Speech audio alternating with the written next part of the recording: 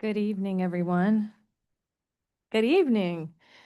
The Durham Public Schools Board of Education work session is now in session. At this time, we wish to extend a warm welcome to everyone who's joining us this evening in person or virtually. The purpose of this meeting is to inform our parents, staff, and constituents about the work aligned with our mission to embrace, educate, and empower every student to innovate, serve, and lead. Our interpreters for tonight are Karen Reyes and Consuelo Norden. Thank you for taking the time to join us. We will get right to our agenda. It is good to be back. It is good to be back in person. It's been a while.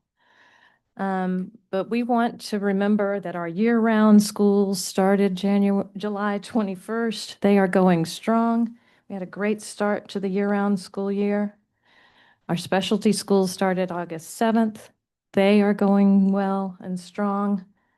And it is almost time on August 25th to bring everyone back together. And so we are excited as we support students who have been at home or traveling or having their own summer adventures, reading books, bringing them back together with friends and colleagues for learning. And we look forward to focusing on students in our work on this board this year together.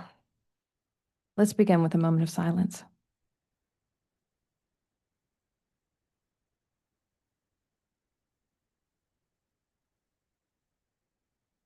Thank you so much. That brings us to item C, agenda review and approval. Any changes needed to this agenda this evening? Yes, I would like to make one amendment to the agenda. I'd like to move up item 4A, the update on Glenn Elementary School, to become the new item 3A, till after the back to school update. I know we have some staff and personnel that need to leave after that, so we'd love to move that up early. Okay. Second. Thank you. Any other changes to this agenda this evening? It's been moved and properly seconded that we amend the agenda to move item 4A to 4B, sorry. 4B to be the new 3A. All those in favor? Say aye. Aye. Any opposed? Passes unanimously. Actually, I need to check. Ms. Chavez, are you with us online? Not yet. Okay, we will check back in and please text us to let us know when you are available to join. We look forward to seeing you virtually soon. Yes. 5-0. Do we have a motion on the entire agenda? I move we approve the agenda as amended. Second. Thank you. It's been moved by Chair Umstead and seconded by Ms. Harold Goff that we approve the agenda as amended. Listening to hear if that was Ms. Chavez joining us virtually. If so, we'll do a roll call. Ms. Chavez? Hi, this is Emily Chavez, and I vote aye. Thank you. Mr. Tab, can we just roll call all the way around? Yep, aye. Ms. Harold Goff, aye. Ms. Carter Ottenby, aye. Aye. And I vote aye as well. It passes 6-0. Thank you. One other item that we need to acknowledge and lift up is Ms. Carter Otten's birthday that we'll acknowledge and celebrate probably all evening. Yes. Happy birthday. Thank you for choosing to spend your birthday serving the students and families of Durham and with us. That's fantastic. All right. That brings us to the Board of Education meeting minutes from June 10th. Any amendments or changes needed there? I move approval of the board minutes from June 12th. June 10th. Aye. Been moved by Ms. Harold Goff and seconded by Mr. Tab. Any further discussion on the minutes? Ms. Chavez? Hi, this is Emily Chavez, and I vote aye. Yep, aye. Aye. Aye. Aye. I vote aye as well. The minutes are approved 6-0. That brings us to item E, general public comment. A quick review of the rules. We ask that you first state your name. If speaking for an organization, please state your name and the name of the organization. Speakers are asked to present their comments in 3 minutes. When the yellow light comes on, you have 1 minute left to start winding up your remarks. When the red light comes on, it will beep, which indicates that your time is up. Complaints about named staff, students, or parents should not be voiced in open session. However, we are very interested in hearing your concerns with regard to public education, safety of students, or to the operation of the school system. Finally, board members will listen carefully and consider the comments, but we do not engage in a discussion with speakers. Our first speaker this evening is Christy Clem. Hello, Christy Clem, physical therapist. Glad to see everybody. Thanks for letting me be here tonight. I thought some other related service providers from EC were going to be here as well. They had hoped to, but family obligations got in the way. I am excited to be back in DPS for another year and hopeful that we're going to have a positive year for the students, for the staff, for the community. So I do want to say that first and foremost. And I'm excited to see that Mr. Teeter later this evening is going to be presenting the timeline for the internal classified salary study as I read it, but I want to make sure that all classified folks are really looked at the positions and taken into account when that happens. And want to say that right now, occupational therapists are in a crisis with vacancies. They had 9 to 10 people leave over last school year. Most of those folks cited it was due to pay. And since we ended in June, they've had 9 or 10 that have left in the last couple of months. That is a third of their staff is vacant. Going to surrounding counties or choosing to leave the profession saying, I can get a part-time job doing anything that's not stressful and make what I'm making here for the most part. OTPT pay needs to be looked at if you want to keep good, experienced therapists, or if you want to get excited, young, new therapists coming out of school. Said it before last year with the last pay thing that changed on our salary schedules, OTs and PTs now start almost identical to speech and psychologist, but year 9 for OTs and PTs, I'm sorry, year 30 for OT and PT is year 9 for speech and psychologist. Our salary schedules are so compressed, it would take me 30 years to make what psych or speech make in 9. And if we got credit for our doctorate, which all physical therapists now have to have for probably the last 15 years coming out of school, at year 7 is when I would max out what I would get to at year 30. So please look at those. Look at what surrounding counties are doing. Look at all classified positions, transportation, custodians, all the folks to keep good people here in DPS. The article I just read yesterday about the job fair, I believe this weekend, it talked about the busing crisis. They averaged about 30% vacancies last year. OT is at 30% vacancies. Students are not going to get served their federally mandated services because we don't have the people to do it. And you can't get a sub. You can't have somebody come fill in. Those students are just going to go without. Please help that. Thank you. Thank you, Ms. Clem. Our next speaker is Victoria Peterson.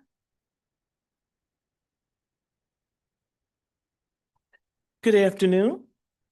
Thank you so much for having me and allowing me to speak. I'm very concerned. I'm hoping this evening, one of the reasons why I'm here, because I want to hear about your budget. I want to hear about the dollars that you folks are going to be talking about. I have a child that has been diagnosed with autism. We need to make sure that we really have good programs to work with our children who have various issues, various development. And that's why I'm here tonight. Whoever is going to do that presentation, I would like to know how many children are falling up under your IEP. I've been told that you have about 15,000 children in the public school system. So, Dr. Lewis, I don't know if that's true or not, but I'm hoping tonight I will be able to get some good information because I've been waiting for that for months now, and I have not received that. So, how many of your children in the Durham Public School falls up under your IEP? And if you have any other titles with children who have various disabilities, as autism and, dyslexia, we need to know if we are getting all of our federal dollars to make sure that we can work with our children. The other thing, I'm very happy with Whitted School. I think they are doing a very good job in working with our children who are falling through the cracks. They have a very good principal. I'm very impressed with her. She's top general on how she's running that school. But I am concerned about what people are being paid. I think that persons who are working with our special needs children should be being paid more than the regular teachers are. When you're having to work with children that you're having to change diapers, or they may spit on you, they may bite you. All this is going on with special needs children. And I'm glad the Durham Public School System has opened up their doors to work with children who are special needs. At the age of 3, I was so surprised when I heard that. So, Dr. Lewis, I'm going to give you an A+ today because you have been doing very well, I think, trying to reach out to the special needs children. Now we just need to find out if we can get some more monies.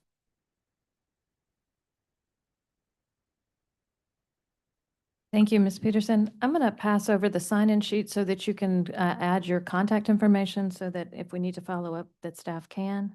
Thank you so much.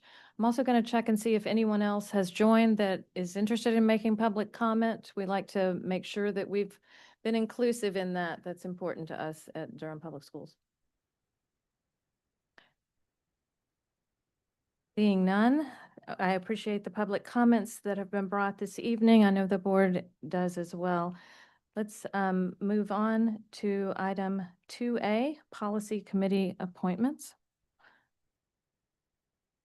These are all consent. Well, we'll just consent on through there.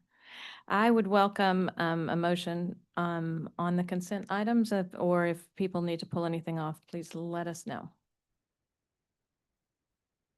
I'd like to move approval of the consent agenda items A through H.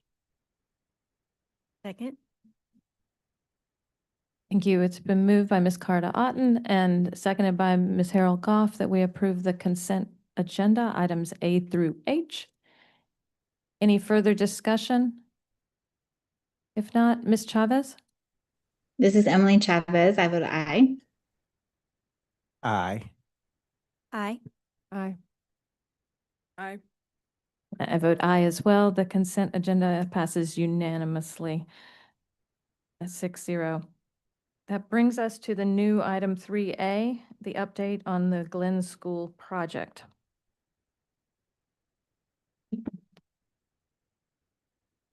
Good evening, board members, Dr. Lewis, members of the community. I am happy to introduce Scott from 35 North, and what's your last name, Scott? Scott McEntee from 35 North. He is the project manager on the Glenn School renovation, as well as Mr. Ken Barnes, the chief operating officer for Durham Public Schools. And they are going to share an update with the board. If the board will recall, and the community, this update was mandated when the board approved Dr. Lewis having authority above 90,000 and up to 300,000 at the June 26, 2025 board meeting. And with that, Mr. McEntee, please proceed. My name is Scott McAfee. I'm the president and founder. I'm sorry, we just got to get you on microphone for our Yeah, sorry. home viewers and make sure that mic is hot. Thank you. Yep. My name is Scott McAfee. I'm the founder and president of 35 North. Appreciate the opportunity to come and speak to y'all. I was asked to give a brief description of where we are with the Glen renovation.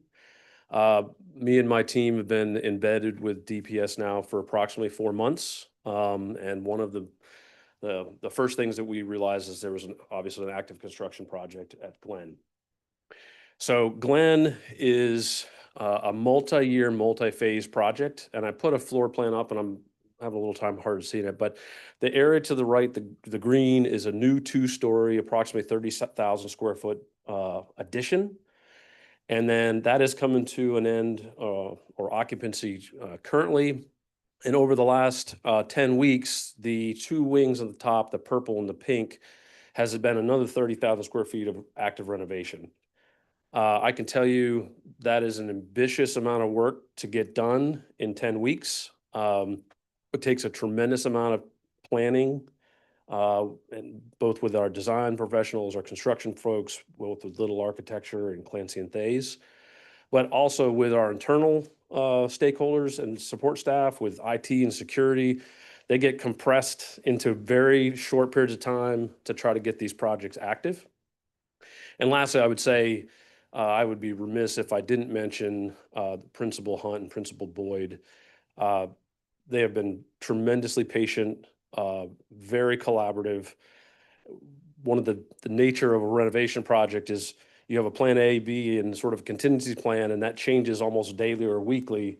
And every time we do that, they're forced to do the same thing as it relates to how are they going to, staff and move the kids around. So again, a lot of work by a lot of people to make this happen.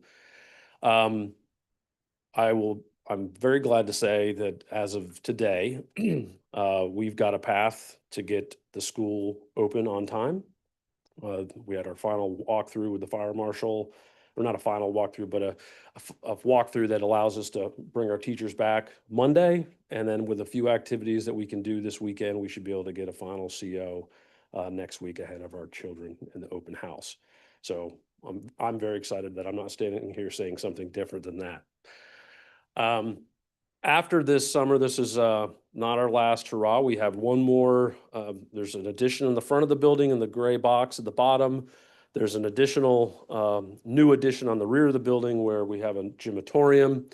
Those are going to start here in October. And then next summer, we have the cafeteria is going to be another complete interior renovation that we'll try to jam in the 10 weeks before our kids come back to school as well. So with that, I'm happy to answer any questions.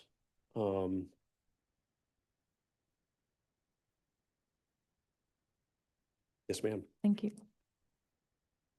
Very excited. My children attended Glen during the construction process. and Okay. everything, and I live right down the street, so it's been interesting to see all of the progress leading up to this point. And I'm just curious about the curb appeal, like when the front of the building will that also be cleared up before the beginning of school, or can we expect more traffic patterns and things around the entranceway? It's yes and yes is the true answer to that question. We are in the process of cleaning it up. We are going to tidy things up a bit. We're going to try to put some, I'm going to say camouflage. There's still going to be a construction trailer there. There is going to be construction activity, obviously, in and around it, but we are mindful, specifically, Principal Hunt is extremely mindful of trying to make sure that that school does have some face appeal. So we're going to do some activities in that regard. Yes, ma'am. Will the marquee be ready by the beginning of the school year, or is that something that will be, The marquee. or not the sign? Yeah. Oh, yes. So I believe, yes, we're working on that. I would need to come back and answer that with a surety, but I know we were talking about it and it's on the activity list. That's our billboard, so I'm Yes. just anxious to see it go live. Yes, ma'am. As are we. Ms. Cardon? Thanks so much for this update.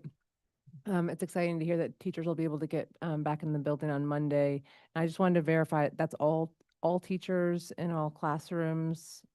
Yes, so we will occupy the two new story building along with the wing on the right, which we call C. And A was coming in a little bit behind, so we had a contingency plan to reuse some of the existing classrooms so that we had a multiple paths to success. So all teachers will have their classrooms come Monday. Right. And then will any of them have to move classrooms during the year as other work is finalized, or, Yeah. and Yes, roughly how ma'am. many or what proportion will need to do that? So the area B that I was sharing, which is an existing building, we had to do some code compliance issues to make sure that it was compatible with occupancy. Is going to be a replacement for the left side of the wing, which is the new A wing. That's running 2 to 3 weeks behind. So we'll have to move at some point B into A. So there will be one additional move that we'll have to coordinate with the principals on. And no, he's probably going to say the same thing. I'll just let him say it. I was just going to add to that, that the teachers will not be solely responsible for moving their classroom. So we're going to assist them in that transition when the new wing is ready. Great. Thank you, Mr. Barnes. That was going to be my question or something along those lines. Just this feels like a lot for our teachers. So glad to know they'll have support. We'll have a detailed move management plan that gets closely coordinated with Principal Hunt and Principal Boyd and the actual staff. We're in the process of doing that now. We've actually set up a helpline. So as our teachers come in and they have issues or don't know where to go with new environment, we're really trying to, be sensitive to the stress that they're under and trying to get organized ahead of the children. Chair Armstead? Thank you for this update. Just to piggyback a little bit off of that, will we also be having this move plan for the other spaces in the school? So thinking about the library, the gym that have a lot more equipment and things to put up, art spaces, music, any of those things? Absolutely. It was one of the very first things that we realized was not in place when we got on board, and bless the principals over there. They didn't know what was going to happen. So we developed a very detailed move management plan for each space, each class type. Because it's phased, they're moving into parts of the building that they'll be in for a year, and then they might not be in that same space the following year. So yes, there's an absolutely a thoughtful, mindful approach to moving our instructors. Thank you. And then the other question I had is when we, in the June meeting, we wanted to bring this item back for if there were any change orders that happened in between June and now. And I just wanted to check, I didn't see anything in the agenda, but I just wanted to check and see if there were any change orders that needed to happen. There's none to talk about. I wasn't prepared to talk about change orders today. I mean, we've been actively focused on making sure that we get the school ready for the kids. So I don't have any active, okay. Yes, there were, in June 26th meeting, the board, when you provided Dr. Lewis with that additional authority, the directive and the mandate from the board was in the event that there was a change order that exceeded the 90,000 and up to the 300,000, that Dr. Lewis was to inform the board within 24 hours. And I have confirmed probably about maybe 5 or 6 times that there were no such change orders required in this time period. Thank you. That was all. Thank Yes, you. ma'am. Ms. Chavez, I wanted to check in with you to see if you have questions. Thank you. No questions from me. Thank you so much for your work. Thank you. What a great report and what a lot of work that has gone on nearly 24/7, it sounds like, over the break. 24/7. There's absolutely. I know one of the things that we were most excited about was to know that some of our own parents were working on the building, like they were employed out there, and that was that the staff have been so patient, overly patient through all of this, and the challenges of doing a renovation with school in session and keeping everyone safe. I'm glad to hear that y'all have a helpline set up, because I do think that's going to be so important for folks to know who to contact if they get in their classroom and there's a punch list of what's not working, and that y'all will be on site taking care of that quickly. if folks want, if teachers might want volunteers, are we prepared to have folks go volunteer if they're cleared volunteers? Mr. Barnes, I guess I'm looking at you. I mean, with the move-in next week and in the coming weeks with extra, or y'all feel like you got it covered with the extra staff? Well, they have asked for extra help and we are giving it to them, but I think as long as kids are not there, then they are allowed to bring folks in to help them with the transition. But we have already transitioned their materials from the storage to the new wing G and started C yesterday. So their materials have already been transferred there, so they're not having to move it from the gym to the new wings. They just have to get to their classrooms to set it up. Great.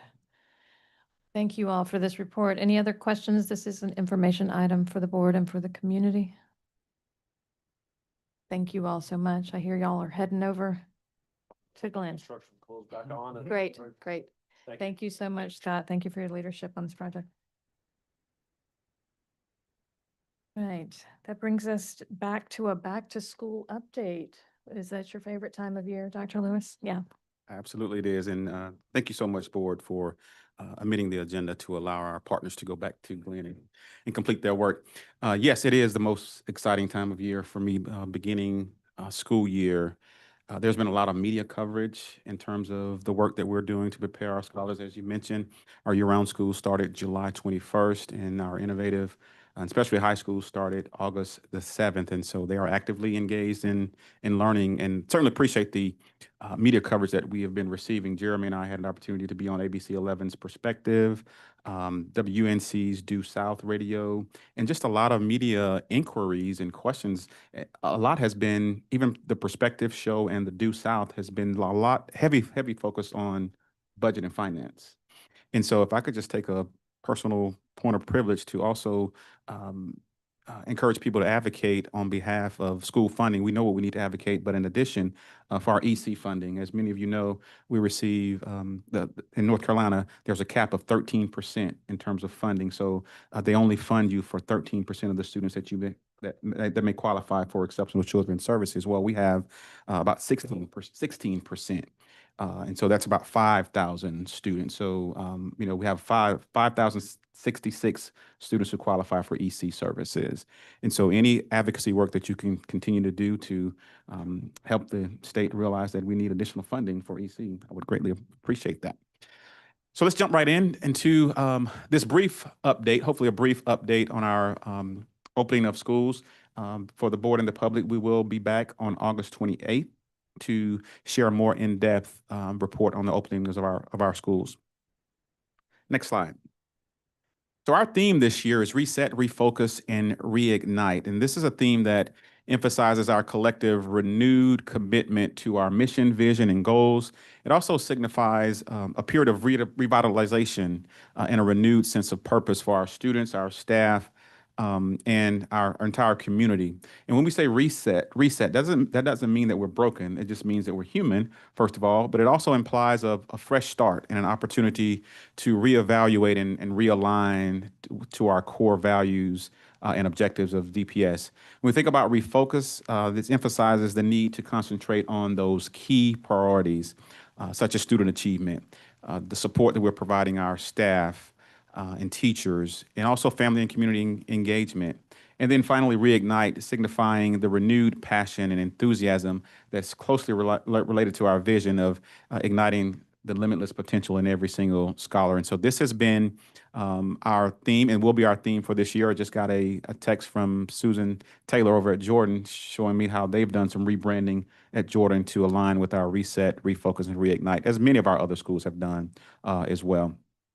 And so as we mentioned, our innovative specialty schools started last week. And one of those schools we were so excited to open, next slide, is our Durham Early College of Health Sciences. And so this is a partnership between DPS, Duke University, Duke Health, Durham Tech, with a generous, I won't say donation, it's an investment, a generous investment from Bloomberg Philanthropy. So let's take a look at this quick video from our partners over at Duke Health that highlights the very first day of Durham Early College of Health and Sciences.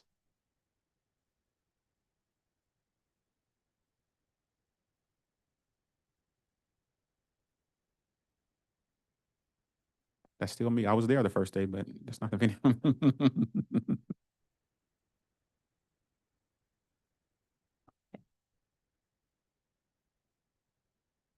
So.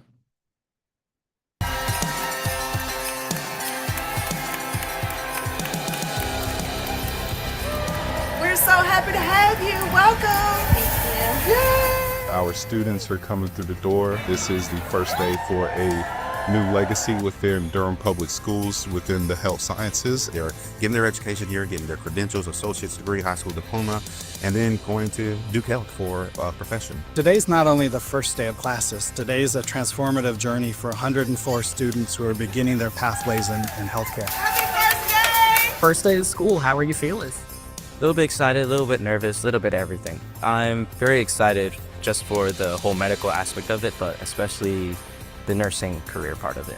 You're going to come to the school, you're going to graduate, you're going to go rule the world, right? This partnership between Durham Public Schools, Durham Tech, and Duke Health is extraordinary. You're going to be successful. All of you, you're going to be successful. With the very gracious gift of the Bloomberg Philanthropies, we're able to prepare the next generation of clinicians who come from Durham, know Durham, and are going to care for Durham. Any assignments that we're going to have for the day, you'll find on the left-hand side of the board. They are going to be learning things that are going to impact healthcare, patients, research. We've developed several apprenticeships that these students will have the opportunity to enter into, internships, all kinds of opportunities to expose them along the way, but also to help them be successful when they come into the hospital for their clinical rotations and for the work ahead. This collaboration exemplifies Duke's ongoing commitment to purposeful partnerships, to expanding educational and economic opportunities. For the city of Durham and the county, I hope that this serves as a model of what's possible when community partners come together with this unwavering belief that we're going to do something amazing for scholars for the future workforce. Every single day that you come to school, we're going to push you. We're going to support you. You are starting a legacy, not only for yourself, but for your family. I think there's just something really good about caring for other people and helping other people who are struggling with illness. I would say that's a pretty good calling as well. A lot of excitement there on the first day, and a huge thank you to the folks at Duke Health. They had a staff member there that visited every single classroom to talk to the students so they can actually see what's possible on the other side of that. And the young man in the video said he decided to enroll in Duke in this school because his family did not have health care or something like that. And I was able to talk to a lot of students that day, and there were quite a few former charter school students in our building. So it was exciting as well. So a lot of excitement there at Durham Early College of Health and Science. If you go to the next slide, you've heard the update on Glenn. Dr. King, myself, Ken Barnes had the opportunity to tour the building this past Tuesday. And I will tell you, it really looks good. It really looks good. The classrooms are very spacious. The furniture is in the classroom. And so our just can't wait to see the excitement on our students' face when they walk those halls of Glenn. And the next slide shows you an outside view of Glenn. And we had that question too, pulling up, that board member Harold Goff had in terms of the cleanup. That's something that normally takes not a lot of time to clean up the outside, but we've been having a lot of rain lately. And so that's been kind of hindering that as well. And I will say this school looks a lot better than the other school down the road. I'll just say that. Really looks good. All right, so what's new this year? Next slide. So we have due district-wide non-negotiables. Again, we're kind of refocusing on what we know has impact on student outcomes. And one of those is instructional coherence, ensuring that all of our instruction, the tasks that students are engaged in are standards aligned. Really looking at some of Richard Elmore's work around task predicts performance, making sure that the tasks that our students are engaged in are aligned to the standards. Next is an intentional focus on school culture, restorative practices. With everyone that's in the buildings that are working with our students, are just today our SROs were engaged in restorative practice training today. So that was exciting to see. Continued focus on SEL, staff wellness, and safe environments in all of our buildings. Authentic family engagement, ensuring that we have that two-way communication, multilingual access, and ensuring that they have a part in shared decision making. New this year, as if you recall, as a part of one of the priorities in my post-entry plan was to establish a superintendent parent advisory council. I don't think we have to reinvent the wheel. We already have our parent and family advocates, and so I'm going to join that team. Had our first meeting, was it last night or 2 nights ago? Tuesday night. And so I would encourage any families that are interested, if you have not registered or submitted an application, will be another opportunity for you to engage and be a part of our parent ambassador. So definitely looking forward to the work that we will accomplish together in that space. And then finally, data-driven improvement, ensuring that all of our decisions are data-driven, that there are strategic metrics, and most importantly, progress monitoring along the way. A renewed focus on our cognitive domains, and that's our accreditation, and ensuring all of the work that we're doing is aligned. You hear me talk about those arrows going in different directions, making sure all those arrows are aligned. Next slide. Also new this year is our new school tiering system. And I think the genesis of what guided this was some essential questions that we ask ourselves. And those questions are, what systems have we built that no longer serve our schools? Where are we spending our energy and, dare I say, our dollars on things that are not aligned with our purpose? And then finally, how do we create space to innovate, to dream again, and to lead with clarity? And so this growth-focused school performance framework is a tiering system that provides a strength-based approach, a developmental lens for truly understanding school performance across several domains, and that's culture, leadership, engagement, instructional practice, and student growth. And so these will not be labels that we will assign to schools, but they'll just be a snapshot in time that will provide valuable information for us in terms of identifying where our schools are on the continuous improvement journey, and then also what supports will be most helpful for that school, understanding that every single school has its own DNA and own unique needs. And so these tiers will be assessed during the beginning of the year assessment, as well as our middle of the year intervals. And each one of these tiers, and those tiers are foundational, emerging, accelerating, or leading, reflects the level of systemic coherence that we are so focused on. Also, instructional consistency, ensuring that it doesn't matter what classroom I'm in, that rigor is there. Every single school, the rigor is there, because as we talked about doing our growing together, all schools in Durham Public Schools are good schools. And then most importantly, the impact on student outcomes. And so this framework is designed to inform our differentiated support from our central services. It also allows an opportunity to highlight those bright spots so that we can learn from those schools that are knocking it out of the park. And once this data is released, you'll see some of those schools that are really doing a tremendous amount of work in terms of improving student outcomes. And so how do we learn from those schools? But also, this framework will help guide our resource allocation. If we're truly serious about true equity work, I often say, if you're really serious about it, let me see your budget. It should be reflected in your budget. And so this framework will allow us to guide and allocate our resources where they need to be, all while honoring each school's unique context as well. And so this is not just a way to rate schools, but it's a way to provide insight to us, provide feedback, and then the tools that we need to truly transform this district. The next slide, I want to provide just a brief school enrollment update of our year-round school and our specialty high schools. And so here's school enrollment update for our year-round schools and our cooperative innovative high schools. And so you'll note that on day 17 of year-round schools and then day 4 of our high schools, that official 20-day count enrollment for 24 and 25. And so for our year-round schools for 25-26, that day 17 enrollment is at 4,145, and that's compared to 4,298 on the 20th day count for 24-25. And so that's about 153 scholars less than the previous year. If you take a look at our specialty high schools on the 20th day count for 24-25, 1,091 students.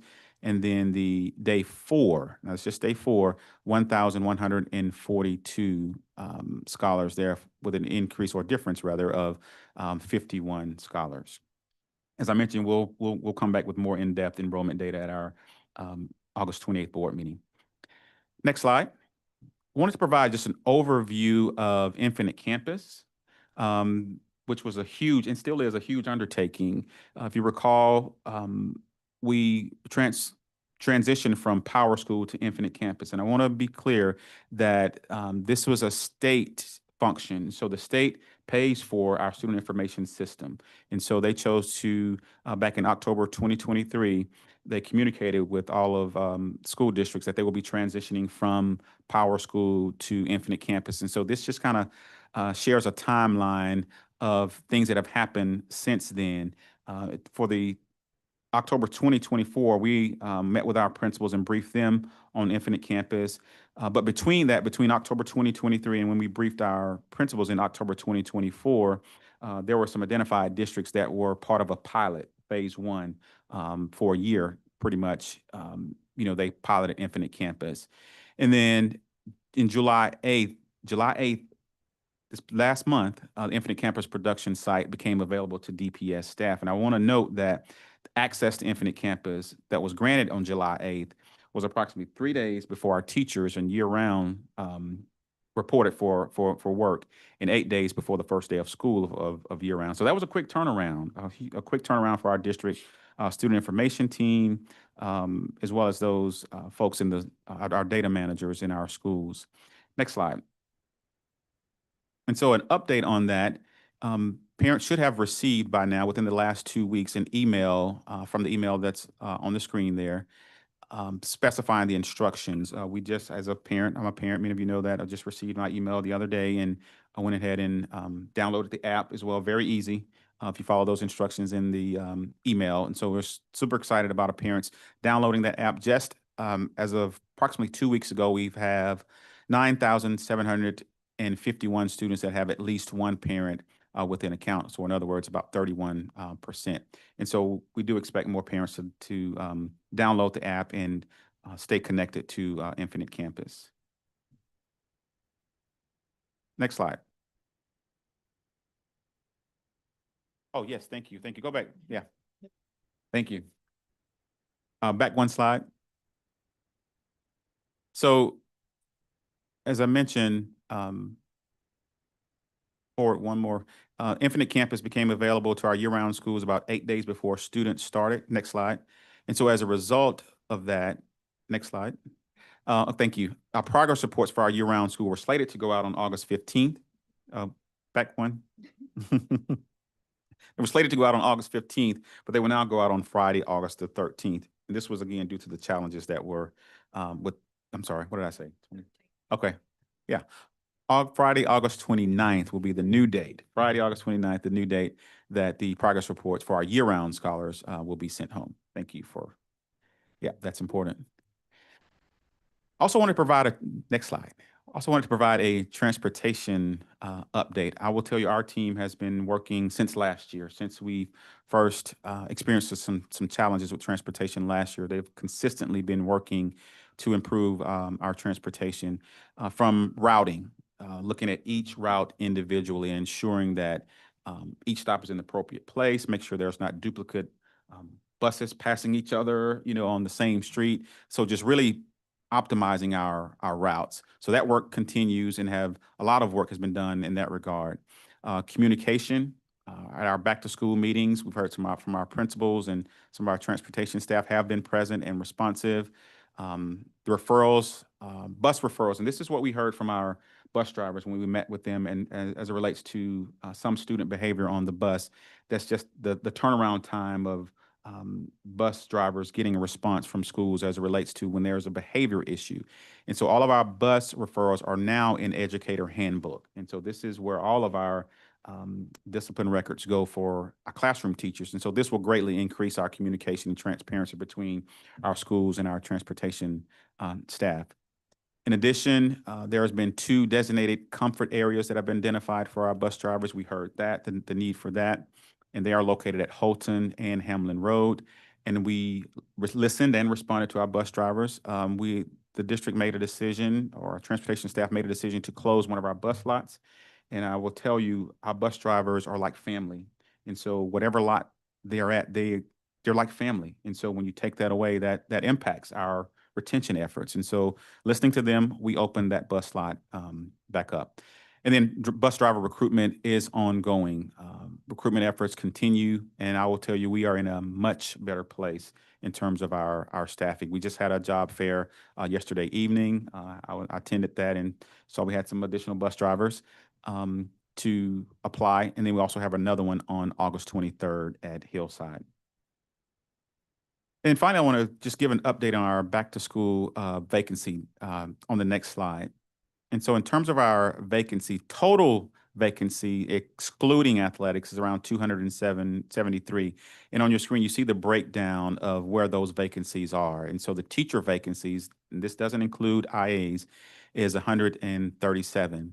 And the breakdown is there is year-round schools, that's 36 vacancies, and that includes teachers and, for example, IAs, 11.5 for our specialty schools, and elementary schools 75, middle schools 31, and high schools 26. Again, that includes teachers and IAs as well.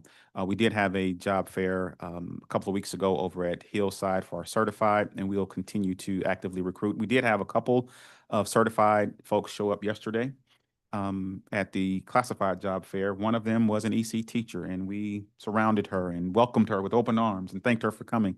And one of our principals, Dr. Judd Manning, raced over there to meet her and just have a conversation with her, and actually scheduled an interview today. So recruitment is ongoing, but we're, according to our HR department, we are looking a lot better this year than we have done in previous years.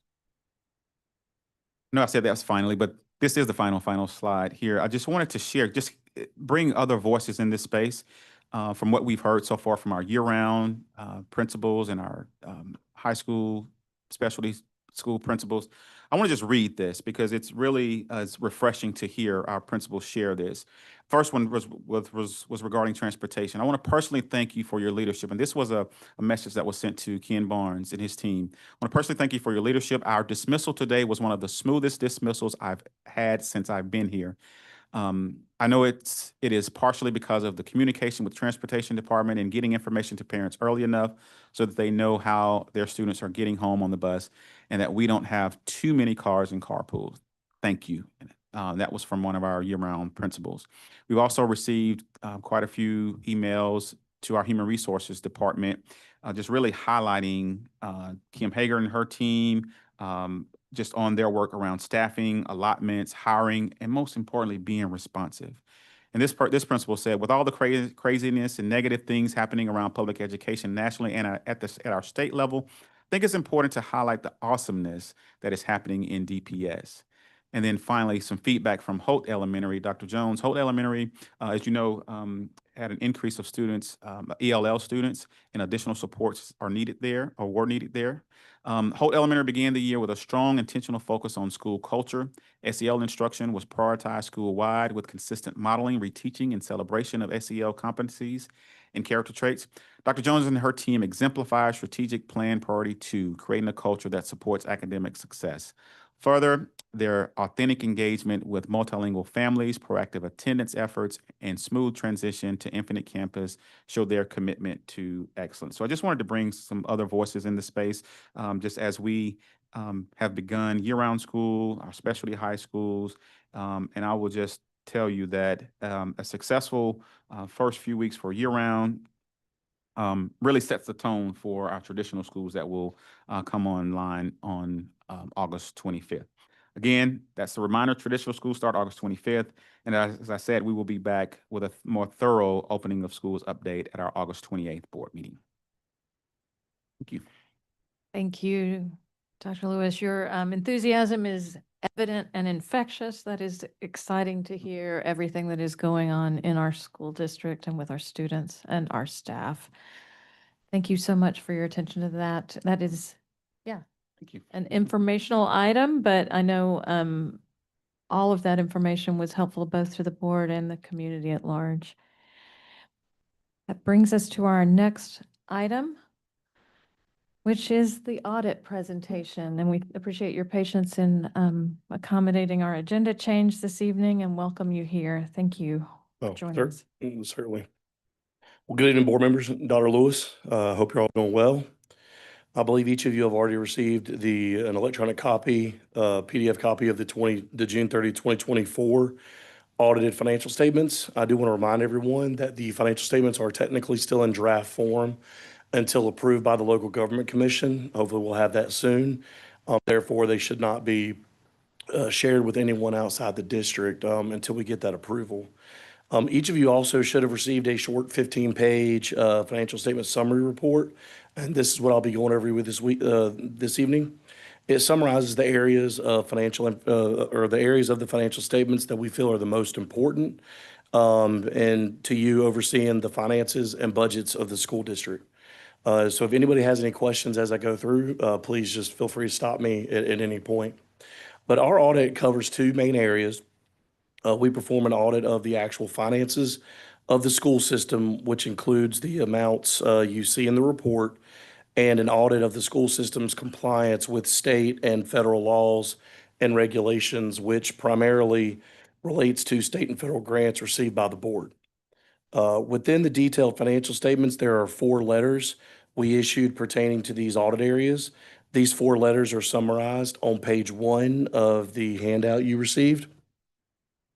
And on pages 1 through 3 of the detailed report is our financial statement audit opinion letter, which is an unmodified opinion.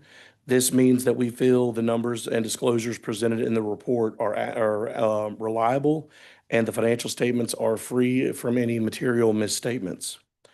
Now, the next one is the internal control and compliance letter. We do not issue an opinion on internal controls, but we do report on any material weaknesses or significant deficiencies that are detected. And during our audit, we noted 5 material weaknesses, which we will discuss a little later. And then reports on major federal and state programs. These are unmodified opinions on both letters. There are a lot of various compliance steps that we're required to test each year. And of course, with the COVID money, which now did run out pretty much for the 23-24 fiscal year, but there was a lot of more extensive testing that needed to be done for those. And during our audit, we did note a material weakness, which we'll discuss later, in both of our reports on the major federal and state programs. But next, we'll look at some of the financial information, which starts on page 2 of the handout. And first, we'll look at the local current expense fund. This schedule shows a 3-year summary of the local current expense fund assets, liabilities, and fund balances, as well as a 3-year summary of revenues, expenditures, and changes in fund balance. All amounts come from the district's audited financial statements for the current year and for the prior 2 years. Ending cash balances in the local current expense fund were $7.1 million. Ending receivables were $13.8 million, which $13,762,242 of which were amounts owed by other funds to the local current expense fund. These receivables comprise the majority of the fund's total assets of $21 million at June 30th. Liabilities totaled $12.6 million, and assets minus the liabilities gives the district's ending fund balance, which was $8,417,884, and that is a decrease of $8.8 million from the prior year. With such a large decrease in fund balance, y'all won't be able to spend that much in fund balance again. But I do want to point out that we haven't started the 24-25 audit yet, but based on preliminary discussions with management, it is our understanding that y'all will add to fund balance for the 24-25 fiscal year, which is good to hear. As we like to point out, fund balance and cash reserves are needed for cash flow purposes and emergencies or other unforeseen needs that may arise. So we do, recommend that y'all do work on building that fund balance back up. And there are some charts on pages 3, 4, and 5 that just show a visual of the 3-year comparison of cash balances, fund balance, and revenue and expenditures. Are there any questions on the local current expense fund before I move on?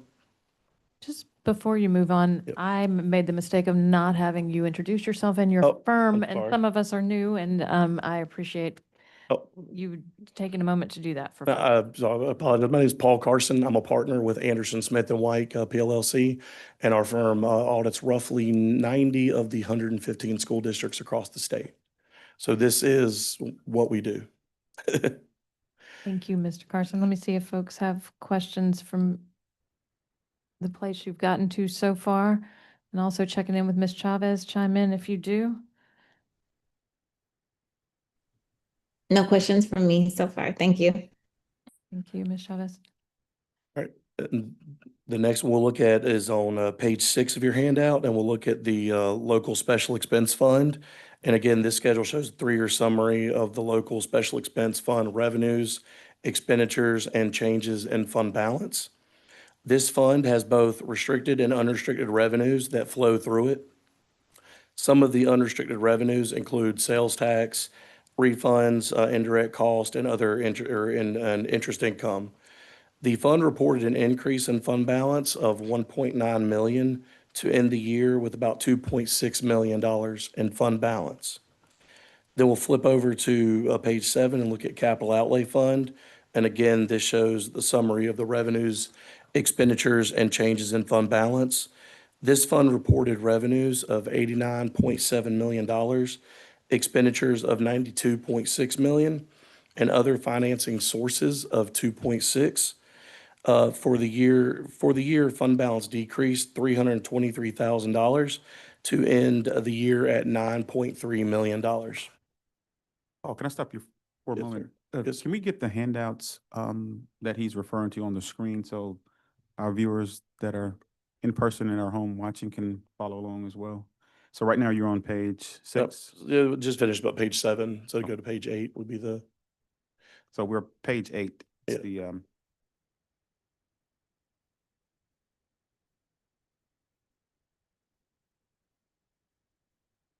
Yeah, the financial statements themselves are a draft. I mean, with the summary, mine is probably, you're probably fine with handing out the summary if you want to. If you want to get them back at the end, you could.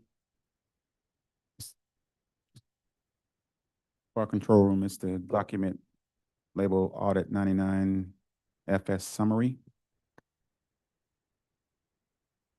So, yeah, it is included in our board docs packet. Yeah.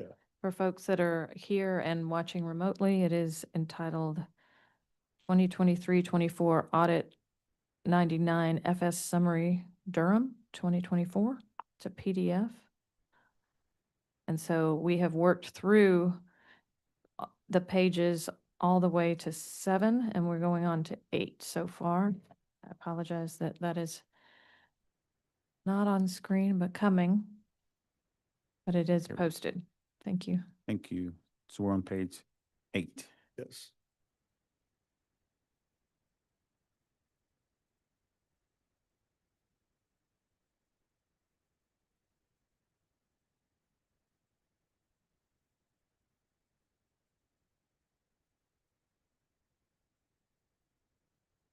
Okay, and on page 8, we'll look at the school food service fund. And again, the schedule shows a 3-year summary of the school food service fund assets, liabilities, deferred inflows, outflows, and net position, as well as a 3-year summary of revenues, expenses, and change in fund balance. Now, the program reported a net loss for the year of $5 million compared to a loss of $2.9 million in 22-23. As you'll see at the top of the schedule, cash balances decreased $1.5 million during the year. The decline in profitability over the prior year was primarily due to increases in food cost and salaries and benefits totaling about $2.8 million, which outpaced increases in USDA revenues, which only Mr. increased. Carson, it looks like we need to go to the next slide. Yeah, we're Yeah. catching up with you. Oh, Sorry. it's that Yep, right there. school food service Yep. fund. Sorry, I'll try to Should pay be- better attention. Oh, Sorry. you're good. So, and those increases in the USDA revenues were only about 1.3 million. And when presenting the 22-23 audit, we had cautioned that if profitability in the program didn't improve, the program could handle similar loss to the 22-23 fiscal year in the 22-23 or the 23-24 fiscal year. However, after that, it could get to the point that the general fund would have to subsidize the program. And during the 23-24 fiscal year, the general fund had to loan school food service $3 million. In addition, the general fund and federal grants fund paid about $895,000 of expenses on behalf of the school food service fund. And there is a chart on page 9 that shows the visual 3-year comparison of cash balances, revenues, expenditures, and net income and loss. Are there any questions on school food service before we move on? Mr. Carson, those are years prior to CEP, all of them. Correct. Because Okay. CP didn't start till 24, 25, right? Just wanted to clarify for Okay. folks. Yeah, Ms. Chair Armstead. And will the capital, CEP, community eligibility, what's the P stand for? Provision, which allows all of our students, will that change these numbers? And that might be a too nuanced question. I think Mr. Teeter could talk more to that, what actually happened. Right. I think, we still, in the course of the 24-25 year, we still, that's not yet been audited. We still did have to provide financial support to the food service program in a meaningful way. But I would say that's not been uncommon for other districts that went 100% CEP, right? It was not the panacea that they thought it would be. Related to that, and recognizing where we are, myself and the budget team have had some really in-depth conversations with the director of the program to provide him with strategies that we've seen are successful in increasing the revenues in the child nutrition program and curbing expenses. And so and we can talk about that a little more in detail, but we've had those conversations at the start of this year with some actions that they can take to bring this back in line. Are there any questions on school food service? Okay.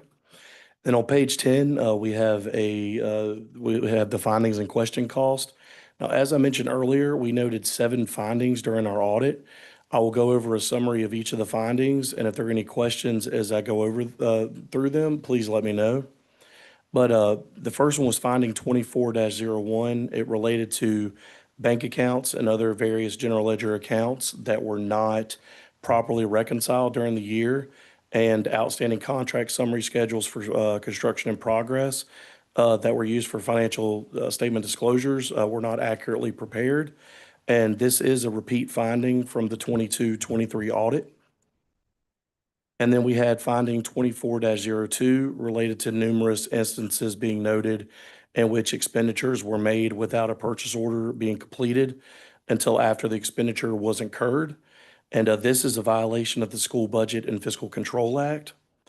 And then we had finding 24-03 related to budget violations in the local current expense fund, state public school fund, local special expense fund, where expenditures incurred were $6,660,890, $1,530,351, and $12,315 respectively, more than what were approved by the Board of Education.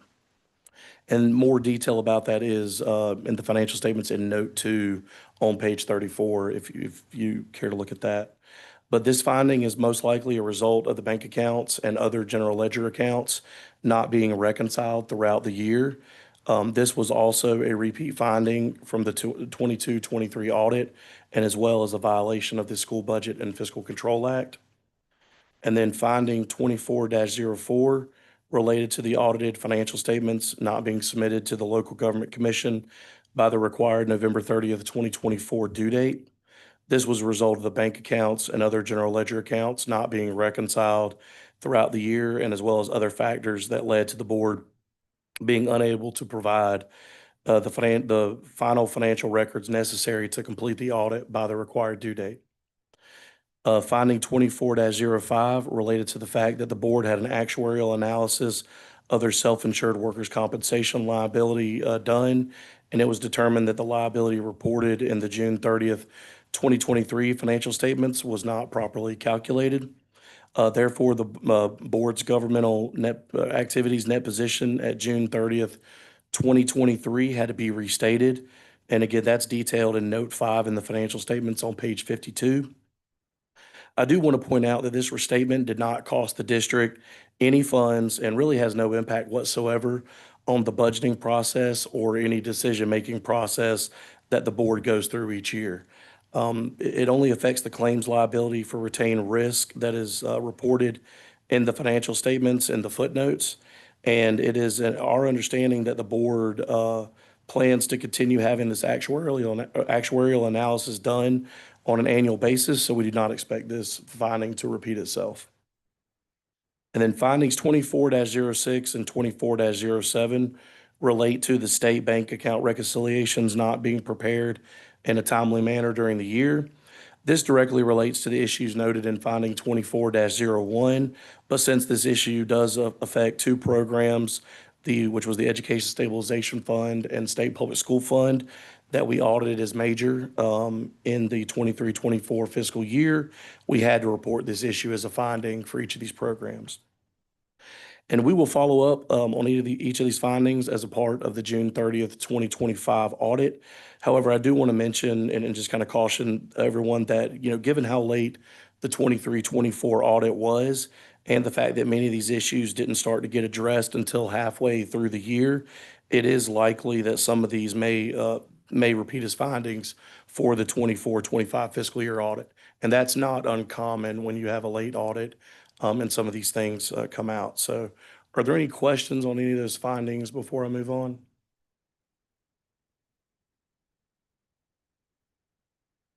Just a reflection that this is a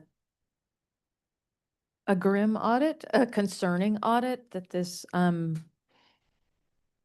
concerns all of us and on behalf of the community and the taxpayers' trust in us. But I also said when I talked to Mr. Teeter about this is not his audit. He wasn't here. This is not Dr. Lewis's audit. Frankly, I don't think Mr. Tabb and Ms. Harold Goff were here for the end of the 23-24. So I just sit with the heaviness of 7 findings and acknowledge that that is not a place that we ever want to find this district again. And I'm so appreciative of the leadership of Mr. Teeter bringing us forward through this methodically.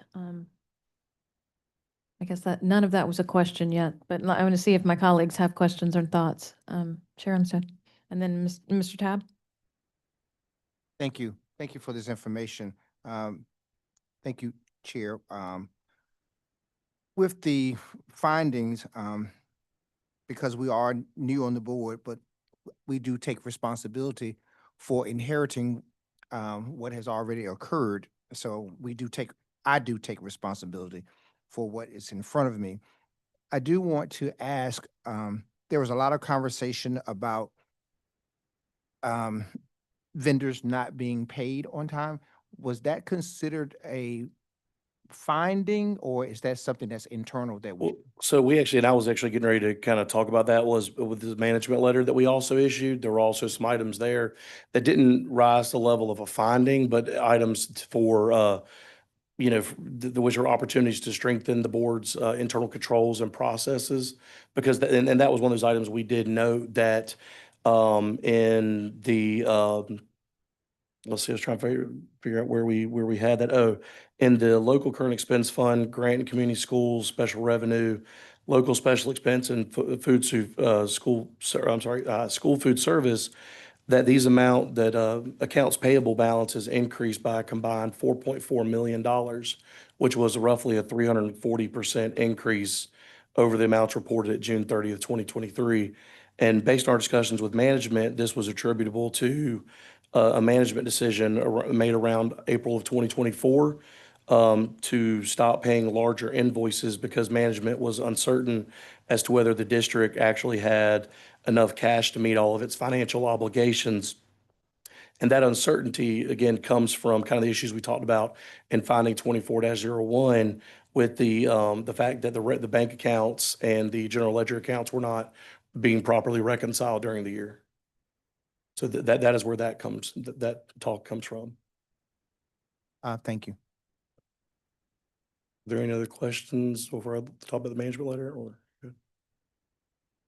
I'm gonna go back. Sorry. You're good. I could wait to maybe I'll wait to the end because I was gonna go back up on a different thing. So I'll wait to the end. Okay.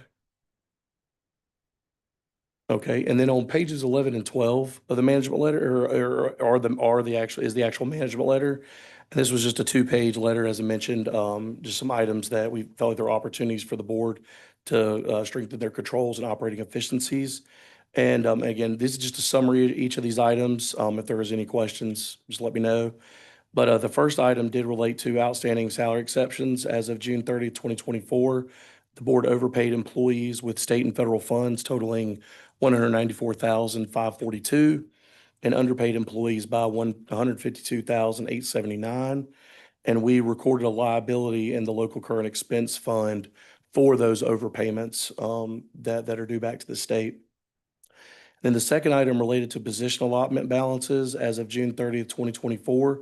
The board utilized less positions than it was allocated for career and technical education. These unused positions equate to approximately $911,959 of state funds that the district would have received had these positions been utilized.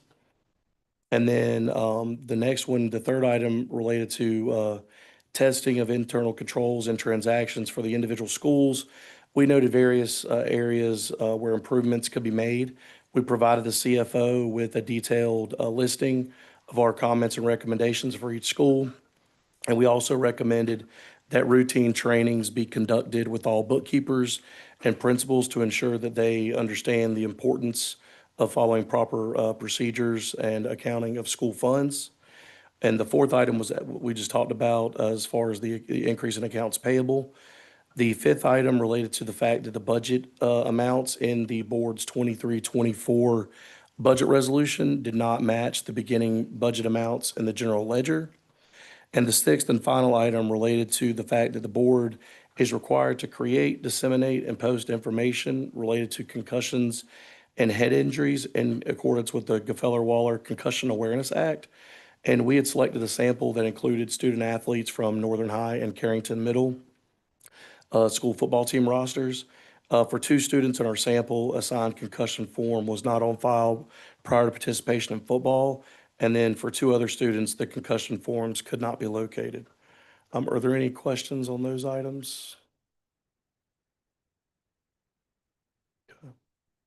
And then we also issued on, and this is on page 13 and 15 of the handout, this we call the required communications letter. It's a just a separate letter that details specific audit items that we're required to communicate with the board about. The letter basically just has boilerplate language. It discusses that there were no difficulties or disagreements encountered in dealing with management during the audit, and this letter does mention the findings that we've already discussed.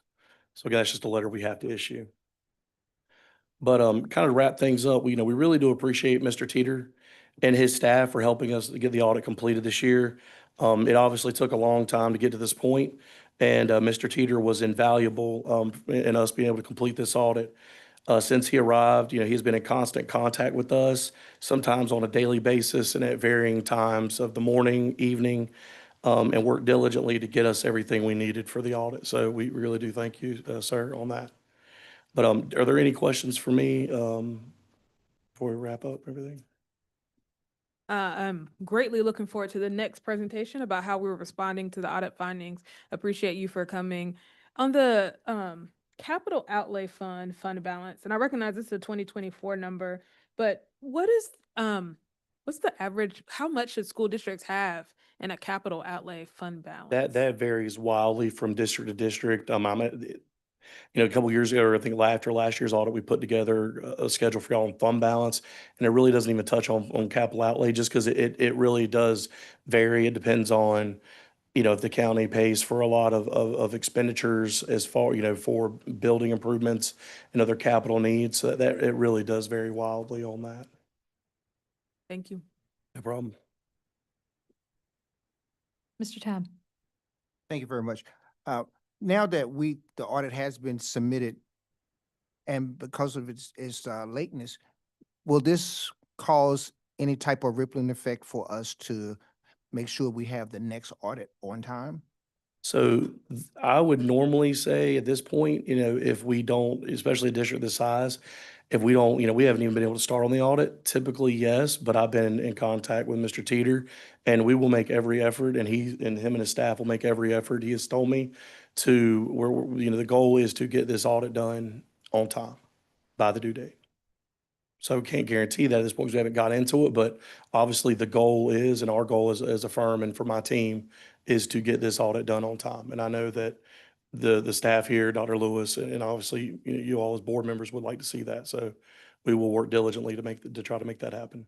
I would really appreciate that since Mrs. Byers has already said, now we're gonna have to take responsibility for the next. So I would make sure that happens. Yes, sir. All right, thank you. Just to echo that, we will make sure the next audit is, because now we're under our watch. Yeah. Yeah, so absolutely, we will make sure that the next audit is done on time. Ms. Harold Goff. Going to ask the green question, and if the audit is on time, when is that? Is that January? It's when? So the due date this year, and it's in the contract, is 12/31. That actually changed. It used to be November, and then you could get extensions from that, which is ultimately what y'all end up having to do was get an extension. I think we did 2 of them. So this one will be due 12/31. Yes, ma'am. Ms. Chavez, Ms. Carter, any questions before we move on? We do have a great agenda item following about the staff response. I do want you, if you don't mind, Mr. Carson, talk to us one more time about fund balance because we have more interest in the community about that number and what we might be able to do with it as far as one-time expenditures, just as the pressures come from federal money being tied up. I mean, we had nearly $4 million on hold this summer that we weren't sure we were going to get. Your recommendation as our auditor and your status about seeing our fund balance dip on the chart from above 18 million to closer to 8. Yeah, I mean, we went down by more than half. And so obviously, I think, we like I said, we prepared a document for you guys last year about just where y'all compared, because it is a loaded question when you talk about fund balance. You have to compare yourselves to like districts across the state. And I think the document we gave you guys, I think looked at about the top 50, or not, I'm sorry, but 15 similar sized districts. And obviously I don't remember that off the top of my head, but obviously, dipping down half your fund balance is concerning because again, if you can't do that, and it's kind of, kind of piggyback on the school food service, we cautioned that last year. Well, went below that, now you have to borrow the money. The problem is with the local fund, there is nowhere to borrow the money from. And so with the local fund, and Mr. Teeter could give you more details on this, but every year with federal funding doesn't get approved until October, November, December. Sometimes those allotments don't come down. If there's delays in allotments from the state, whatnot, or any emergencies arise, that's going to fall on the school system. So obviously you want to have a healthy, good fund balance and as much as possible so that if any of those events arise, you can certainly address them in a timely manner, meet your financial obligations, and whatnot. So, which do include the largest part of y'all's expenditures are payroll. So. Thank you. Any other questions or concerns before we move on to the next item that it will be kind of a continuation of this item? Yeah, Chair Armstead. What last question? As an auditor perspective, the findings, and I don't know if y'all look at this, are there policy gaps that we need to have to ensure that we don't have these findings anymore? Or is it seen that we have good policy, we just need to make sure we're following the Yeah, policy? I think when you talk about findings and management letter comments, again, if we were to find something, again, we don't assess the controls, but obviously if we see there's areas, we would have put that in a management letter if we saw. And that's kind of what the management letter does is these gaps. And again, we state the facts, we state what we find, and then it's kind of up to the board and to finance, Dr. Lewis, the staff, the management to come up with, okay, did we have proper policies, procedures? Do we need to put in additional policies? Are there gaps there? So again, the management letter a lot of times will address items that are best practices, and whatnot. And so we didn't really notice a lot of that. Again, I think a lot of this was execution of those, of the processes and whatnot. And again, that's something that Mr. Teeter could give maybe more insight onto that as far as what exactly happened. So. I'll ask that question again to Mr. Teeter when he gets up here. Thank you. Well, we really do appreciate your board, you guys allowing us to complete the audit this year. We look forward to certainly working with y'all again, for the 25 audit. And I'm gonna hang out while he does his, just in case anything comes up, so. Thank you, Mr. Carson. Thank you so, so much for your work with Durham Public Schools and districts across the state. That brings us to item C, the staff response to the 23-24 audit. Mr. Teeter, thank you for joining us. Yes. We can cue that presentation.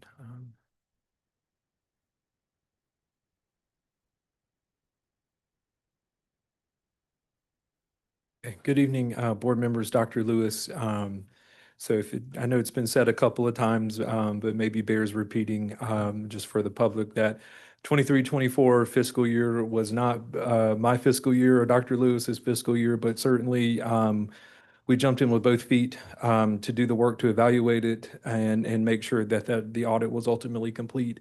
And in tandem with doing that work, we've been focused on simultaneously trying to rectify issues to mitigate those things repeating as much as possible rolling forward. So November 4th of 24 forward, right, I had a little more hands in the mix, and so had control of 7 months of the year that just ended. So hopefully we'll see some of these fall off. And I'll just, before we get into the meat, just share, right, so this is sort of like not the first audit of this nature that I've had to follow for districts to help sort of rectify and just in a weird way kind of enjoy that kind of work of fixing things that have gotten to this point. And so grateful to everything that Dr. Lewis has done to support me in that mission and giving me the tools and the people and resources that we needed to get this headed in the right direction. So if we'll jump to the next slide, we'll just wanted to, I hearken to this, right, just recapping the timeline. As far as where 23-24's audit started off, April 22nd of 2024 was when sort of the initial request for materials came from Anderson, Smith and Wyke of the district for the compliance portion of the audit. You fast forward to June 3rd, and they requested the remaining list of items that are generally furnished in the course of the audit that are pertinent to the financial statements and their ability to evaluate those. Fast forward beyond that, right? Many things occurred in Durham in between, just in terms of turnover and things of that nature and various things that had to be managed, superintendent search even. And so Dr. Lewis made his way and started about a year ago, right, a year ago and 2 days here in Durham Public Schools on August the 12th. September 11th, the auditors sort of issued a letter to Durham just in terms of expressing concern about the status of things and where things were headed. I think that was around the time I actually called Paul. I said, "Hey, what have I gotten into myself into here?" Right? But to make a point, the seriousness of it, of us wanting to really understand what are our next steps we need to do in terms of this audit. Somewhere in that mix, had a conversation with Durham Public Schools about potential contract support in the conference room at Murray-Massenburg at the ribbon cutting, and then other events unfold. So the due date for the audit of October 31st came, and then I donned the Fuller building on November 4th. And just started to assess, evaluate, get acclimated to Durham.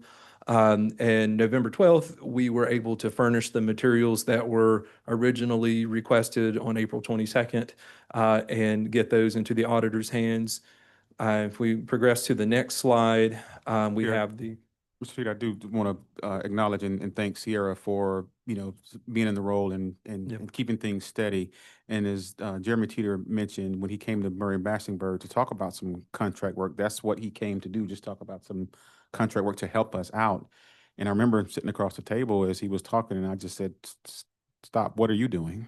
And so we were able to convince him to apply. Yeah, I think we may have missed the second chronology slide here. I don't know what happens if we go back one. Yes, okay. So, you heard reference in the audit presentation about bank reconciliations that were behind or not accomplished. Somewhere in early December, those were coming together and wrapping up for that 23-24 year. And then the work from there immediately pivoted into bringing 24-25 current. Um, December 12th, we received samples from auditors that we needed to pull information for, as well as questionnaires that had to be answered as a normal part of the compliance audit. We were able to put those items back in their hands by December 27th, so that they could start evaluating those. Hearkening to the invoice issues, the first couple months of my time being here, many emails about invoices that had been lingering and needed to be paid. And January 10th of 2025 is the last day I remember paying an invoice for 23-24, and those were for textbooks that the students had used at the early college in the year prior. So April 1st of 2025, we reached a point to where we were able to pull a trial balance out of the district's new software and get that in with a lot of modification and human interaction, get that to a point where it was something that our auditors could digest and in as a format that they could work with. June 27th was another kind of key milestone for us, just completing the migration of our capital assets or our fixed assets from the old software to the new software. That probably should have happened sooner, but we did it. And, we got that over there, made sure that it reconciled and matched things in the old software. And then July 30th, we received those draft financial statements from the audit firm, right? And so those are just kind of the high level kind of spots of where things were. On the next slide,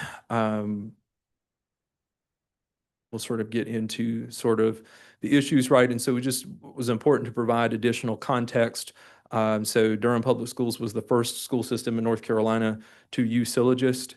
There are now 5 or 6 districts that have come on board with that particular software.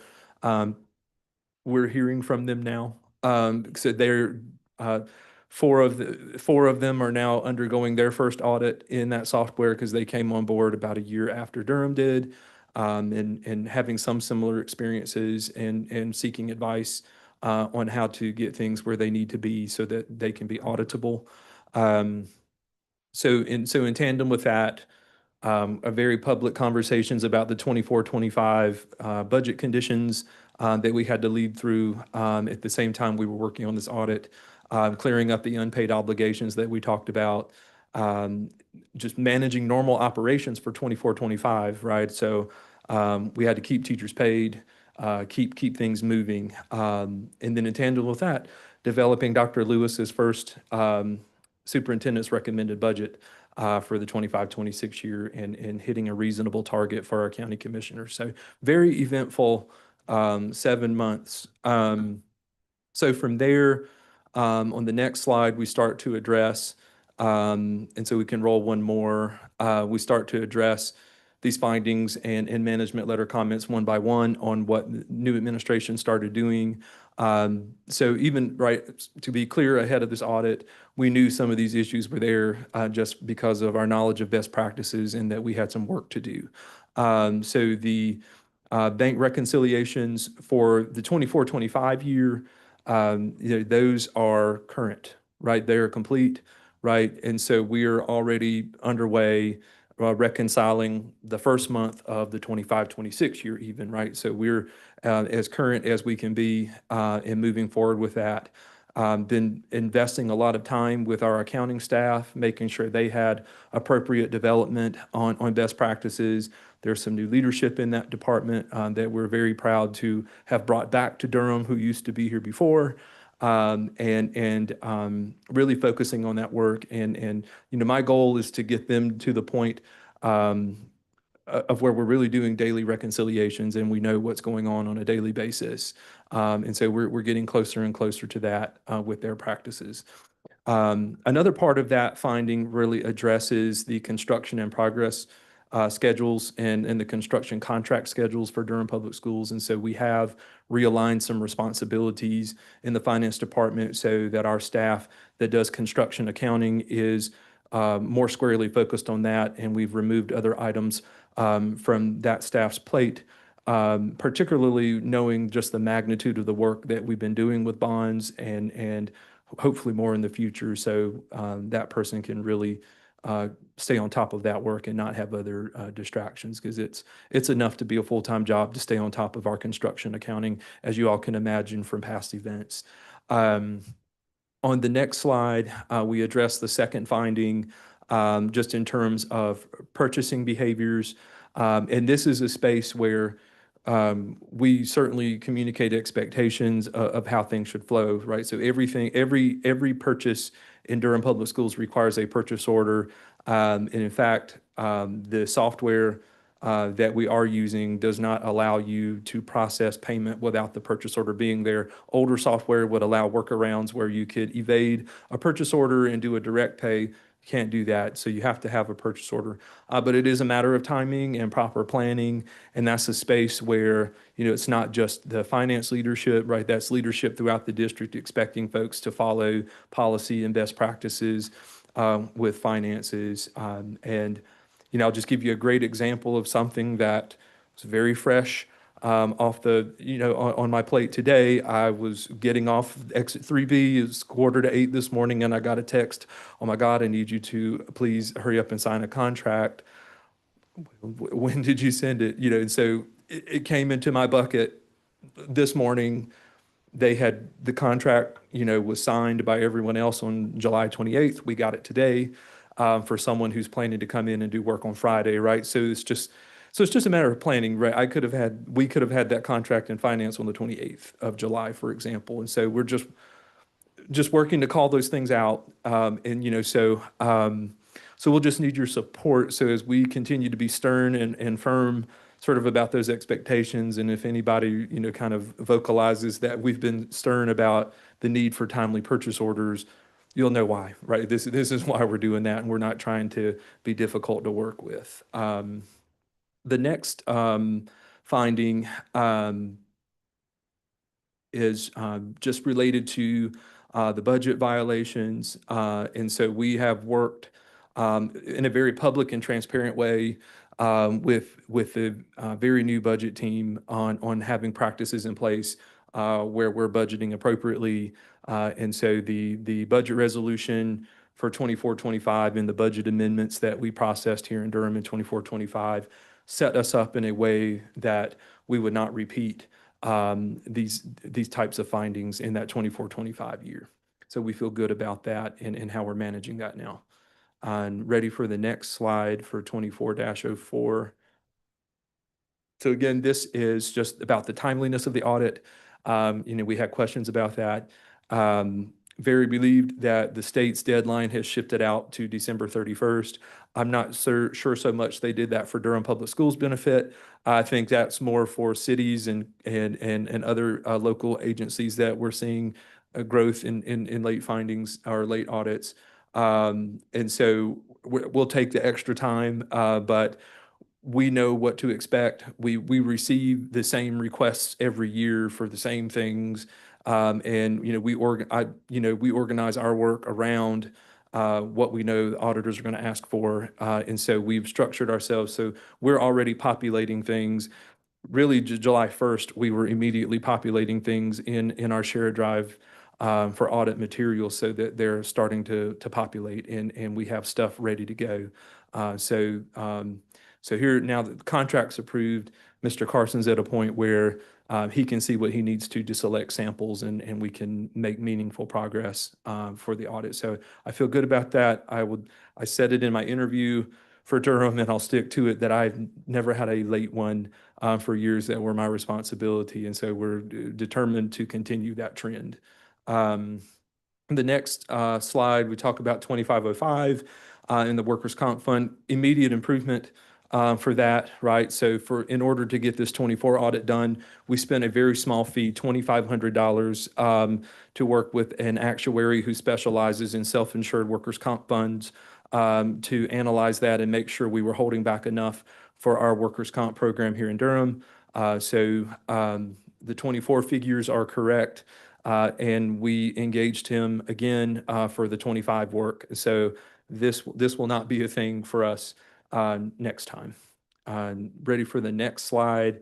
It's just a joint 2406 and 2407. They're similar, just one's a federal finding and one's a state finding, right? And that's just the matter of those bank reconciliations. And again, they're underway.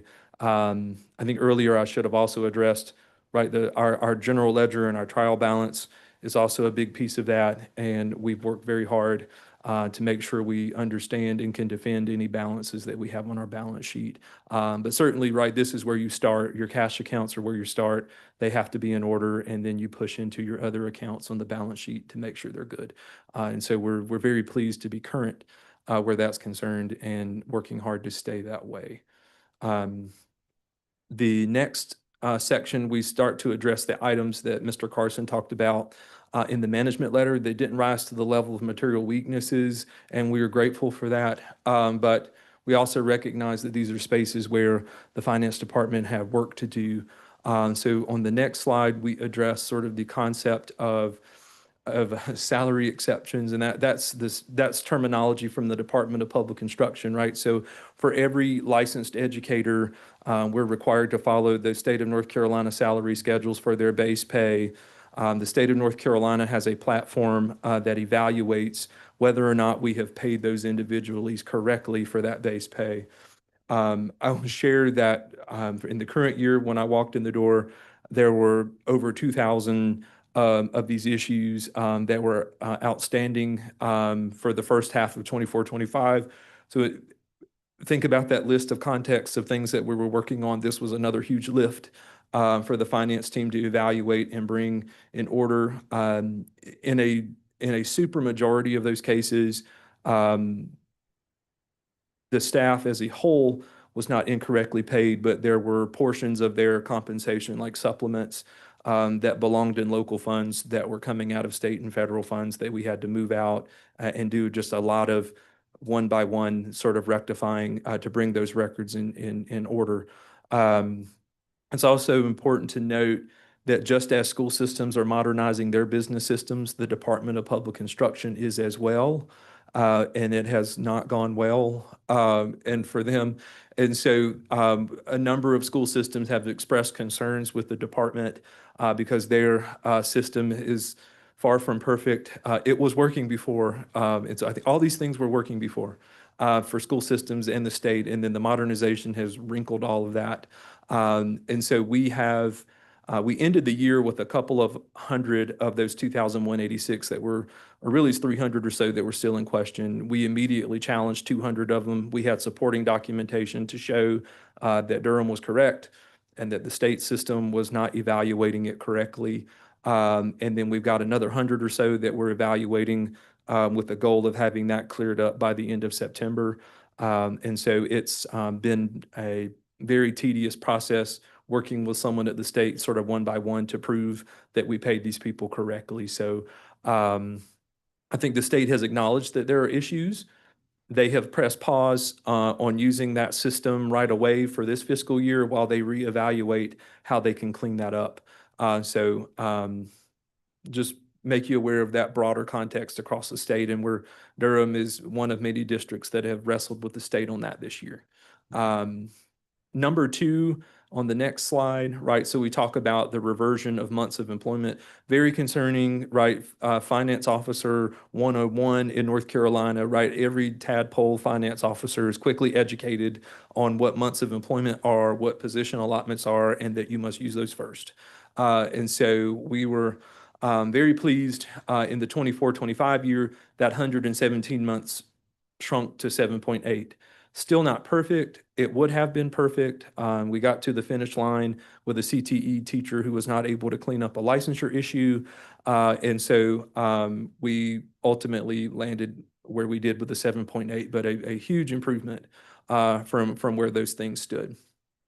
On the next slide, we sort of talk about the school treasurers, right? So it was very important to me coming into Durham as the new finance officer that every single school receive an evaluation from the external auditors so that we can get a lay of the land of where things are. And so they they got to work on that right away. And so in March 26th, right, we had the first school treasurer meeting that had occurred in 2 years in Durham. And so they were very anxious and eager to participate in that. And we certainly enjoyed doing that work and getting to know them. We formed in that same time period an advisory group of school treasurers throughout the district to give us insight on what challenges they were having in doing their jobs the right way, so that we would know how to support them. And I've certainly enjoyed that work and getting to know those folks and appreciate how comfortable they were being candid with us in that process. So on August the 7th, with the new school year starting up, our newest treasurers and some of our more seasoned treasurers who wanted a refresher came to the Fuller Building to receive a refresh from our internal school accounting team to bring them up to speed and just kind of deal with common issues that happened. And so it was really great to have that interaction with them while they were here. We're also in the process of revising the district school treasurer accounting manual. It had not been updated since 2017, and really needed some updates. So we're working on that project to modernize that and make that more in line with where we are now. And then further, we do have a vacancy for our internal auditor. And so that process is underway to fill that vacancy in short order. And that's someone who's going to do a lot of important work for Durham where these items are concerned, helping us to do tests internally so that we catch things before someone else does and we rectify it ourselves, but also leading those efforts in training folks to mitigate errors. On the next slide, we'll talk about item number 4, right? And that was that increase in accounts payable that the district saw. So when I prepared this on the evening of August 4th, our tally was below the 600,000 mark, right, in things that we had paid that belonged to the previous year. So our accounts payable department has done a really good job of pulling in those invoices and making things happen. We've looked at purchase orders that were open when the year closed, made communication with folks to ask them, did you still need this? Is there an invoice for this that we need to get cleared up? And so we expect that our prior year payables number will be much, much closer to what they were prior to the 24 audit. And hopefully Mr. Carson will not have remarks on that again. Item number 5 on the next slide, we talk about just sort of the issue with the beginning budget resolution not aligning with the beginning budget balance in the software. That is a blend of software and human. And so we've worked very carefully with the budget team to make sure we navigate the mechanisms in the budget features of the new software to be sure it aligns in the right way. So it's just slightly trickier in this software than in the legacy software, but we've got those idiosyncrasies under control so that we don't repeat that issue. Item number 6 on the next slide, we talk about just in terms of the Concussion Act, right? So that's lives outside of finance, but certainly something we care about. We worked with the district AD right away as we were evaluating that. I think it's important to know that the school that had issues in that review, the AD has changed over since then, and I think things are in good order. I also believe there's a different principal that's more on top of things, so we hopefully don't see an issue there. And this is something that will also make sure our internal auditor is helping the AD to test for, so we will pull samples internally to try to check for this ahead of any external audit that happens so that we can have an opportunity to rectify it. Next slide is just sort of, this is just my opinion based on history of where things are likely to land, right? And so the first 2 items, right, we sort of view as there's a moderate chance, right, that these will repeat just because of timing and knowing that we didn't have a changeover with finance leadership and staff until about halfway through the fiscal year. So there was a number of things out of our control. A number of these things that I've talked about, we've brought in order and we feel confident, right, there's a low risk of those. So this, if Durham were to have this kind of level of 2 findings, that brings it back to where it was in 2023, right, and it starts to trend more towards a positive direction. So we're doing everything we can to prevent these things. And some of them we know already will not because of things that we've done. So I just wanted to share that. I believe that was everything I had on that, and just very happy to answer any questions about this information and the work that we're doing to keep pushing Durham forward in the right direction. Thank you so much, Mr. Teeter. I know that the board and the community really appreciate that level of detail and transparency about the work that has been done and the work that still is to come. See if folks have questions, comments. Mr. Tabb. Thank you, Mr. Teeter, for the presentation. Really appreciate it. Couple questions, and this may be outside of the scope a little bit, not sure. I'm hearing from teachers about the process of when they're submitting for purchase orders, Okay. and that it gets to the bookkeeper, but then it kind of falls by the wayside. They never know where it has landed. Is there some type of tracking system that everyone within the district will know where something has landed? And this may be something for future, or with technology and electronics, why are we not doing things, Sure. electronically so that people can follow the paper trail? Gotcha. Yeah, and so I think I think that's very timely, because the district has formed a committee to evaluate our paperless processes, right? And so our teachers per se are not users in the accounting software like a school treasurer is, right? And so there is sort of that step prior to the software where they're furnishing some sort of documentation to a school treasurer of, hey, we need these things, please get the principal to approve it. So thank you for sharing that. That I think helps us kind of sharpen our focus and think about a standardized process we can put in place across our schools and for teachers and other staff relaying requests to school treasurers so that those can be tracked in some electronic way. So it's very timely and appreciate that. But thank you very much. Thank you. I really appreciate that. And the second question, I didn't see in the findings anything about the issue of credit cards for schools, that teachers are able to still go to like Office Depot and different places to get the materials that they need. Credit cards, I can't stand them, but we're working, right? You have to have really good controls. And I will share, right, with our accounting team, we have been doing some work to evaluate what the district has out there, right? So just as an example, there's a card that's available for Harris Teeter, which would be a common use for folks that are buying food for CTE programming, things of that nature. We do have a couple of cards through our banking relationship at Truist.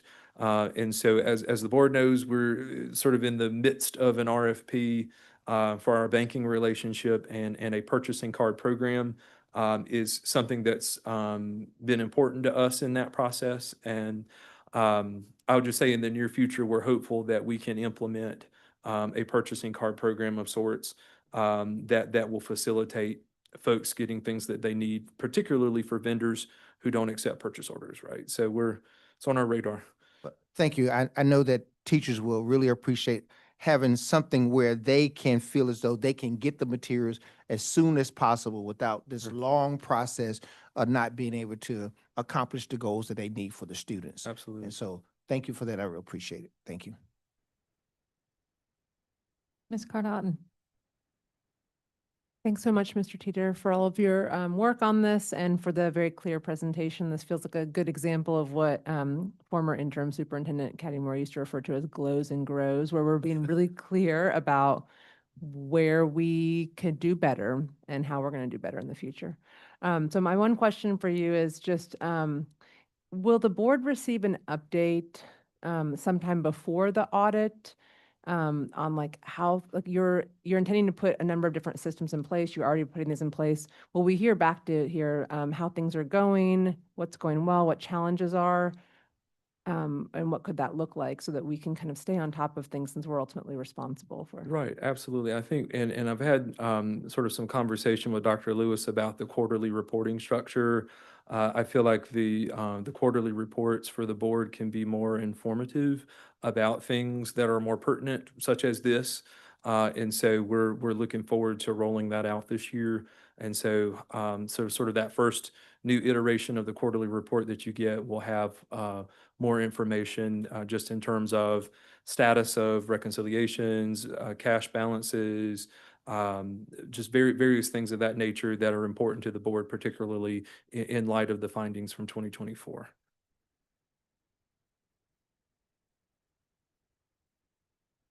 Armstead. Really appreciate this response and glad to hear about the things that are already in place. This was listed in the audit, kind of thinking about better management and controls. And in one of your slides, Mr. Teeter, you also wrote about needing support from leadership to make sure that we are all following these protocols and procedures. I think about this as the culture of all of us are responsible. It's not, oh, that's so-and-so down the hall. It's responsibility. It's like all of us are financial stewards of the district. So what support do you need from the board in this effort? What other things can we do to make sure that we're supporting, to make sure we're in a good place? I think, right, I think it's very helpful knowing that the board's on the same page that we are, right, that we need folks to follow the board's purchasing policies and parameters, right, and in the general statute around purchasing with public funds. So I think that in itself is a lot, and we will we're going to move forward, right, doubling down sort of our supports in that regard, knowing some folks need some additional training and support in that way. And so if we, I think if we run into issues, right, we'll escalate it up the appropriate food chain, so to speak. And if we run into problems, we'll let you know. But I think just knowing that we've got your backing as we kind of press in on these issues is significant. Vitally important. So happy to support in any ways I can. And it also means that things will be different. So people should also recognize like it might take a little longer to get X, Y, Z because we need to make sure we're following the right processes and procedures. And then my second question is, when you decide to retire from Durham Public Schools, or the people in your office decide after 30 years of service that they want to retire, how do we make sure that these protocols and procedures keep going? Right. And that's either in your office, that's our treasurers and other roles that might transition in and often. I'm glad to hear about this manual, but what else are we doing to create some standards, process, and procedures across the district? Right, very good. And so now that we feel like we're in a really critical spot where we're not being reactive anymore, right? We've dealt with the past at this point, right? And we're turning our eye on proactive things now. And so we've started developing some standard operating procedures that are in writing that did not necessarily exist. And so we've got a format that we've put in place for those. And we sort of reviewed our first one as a group in finance the other day regarding our travel protocols.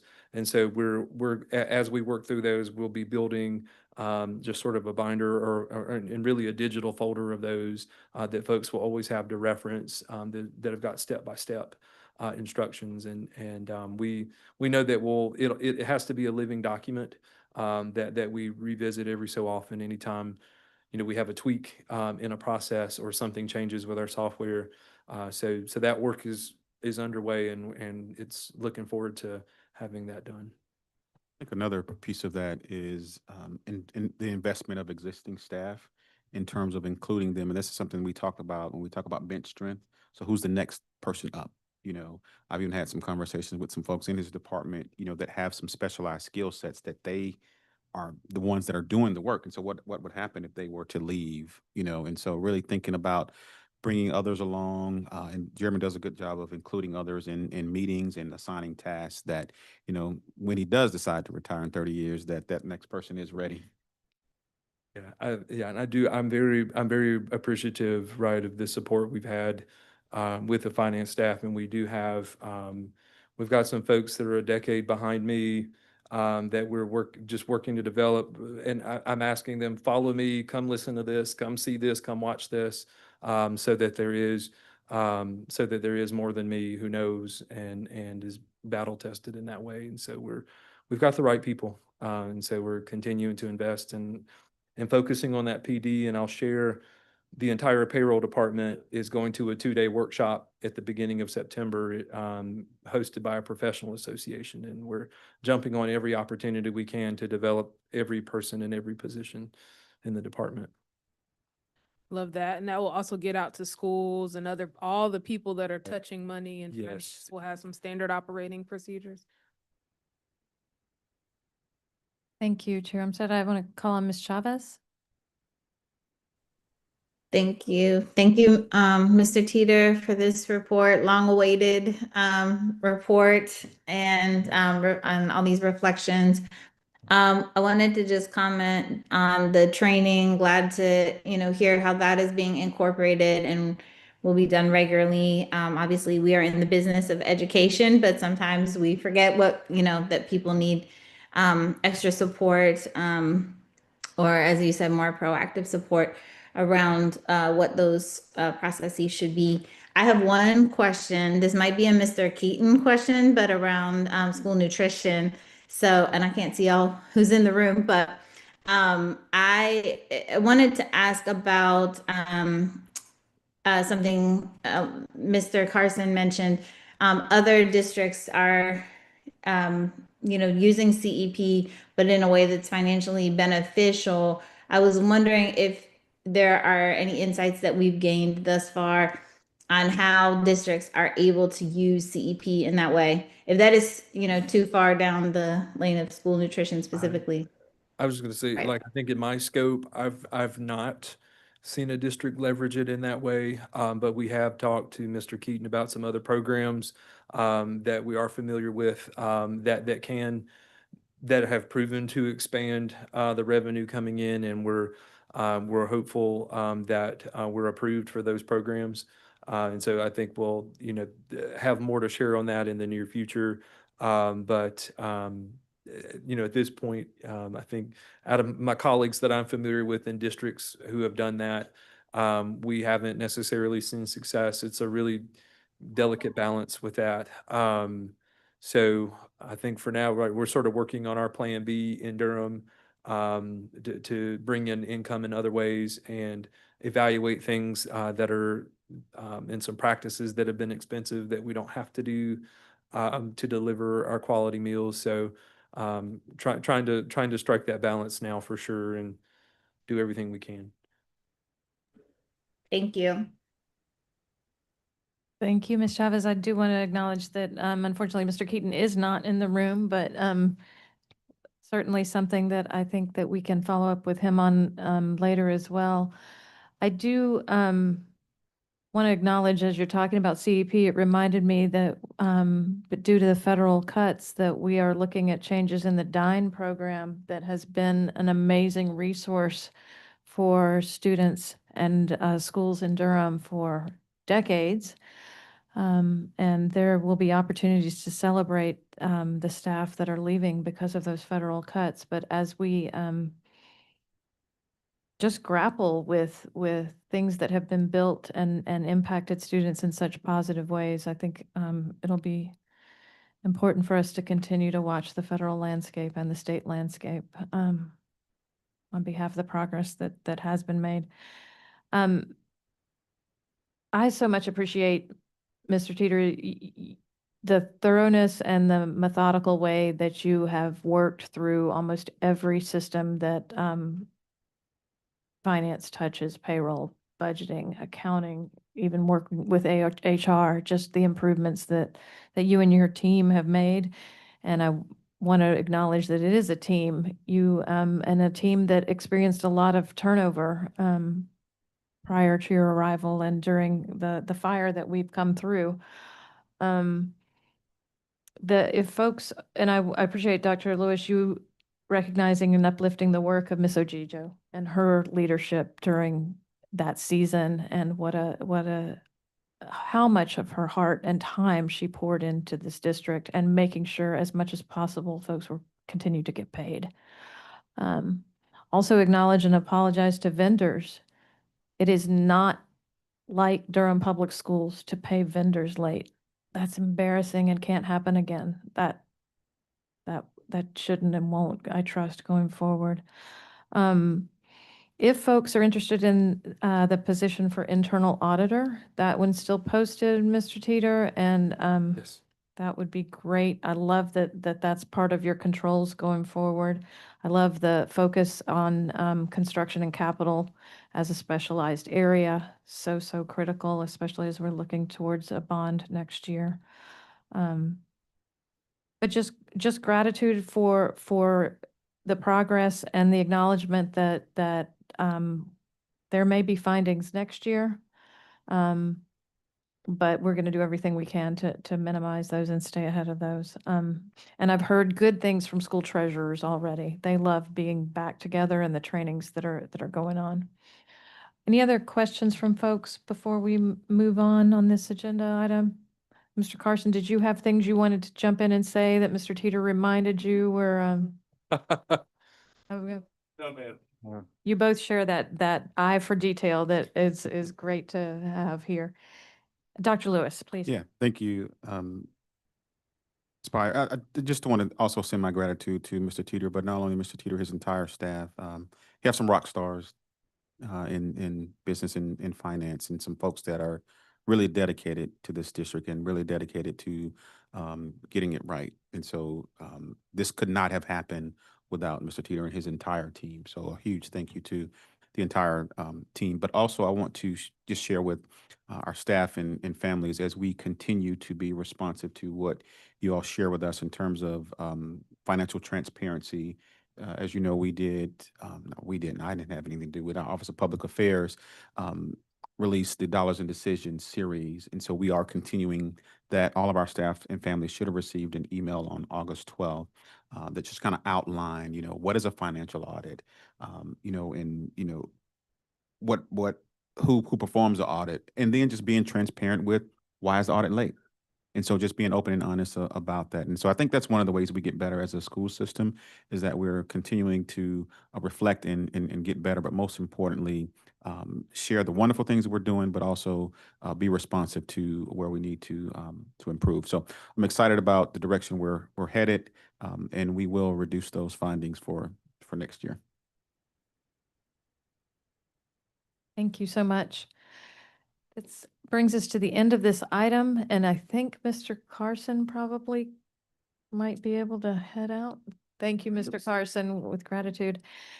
And Mr. Teeter, you've got 3 items on this agenda. You want a break? We're happy to do that if you Okay. want to. Yeah, I'm good. Yeah? Yeah. All right. We will continue on to the next one, which is a 26-27 budget calendar. We've got an attachment on the agenda for that one, if we can cue that up.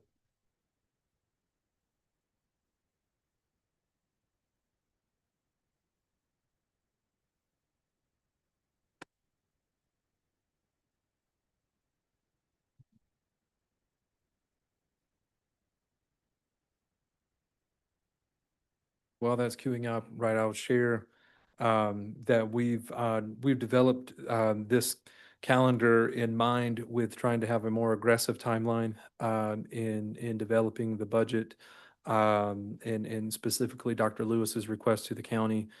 So I think it's been increasingly important that we get that to the county a little bit earlier than we have been, and so we're positioned now, sort of hearkening back to that conversation about being more proactive and no longer reacting, right? We're able to get in front of this process early, and this go round. And so at this meeting, right, we're ultimately seeking your approval of this calendar pursuant to your policy on a budget calendar and a budget timeline.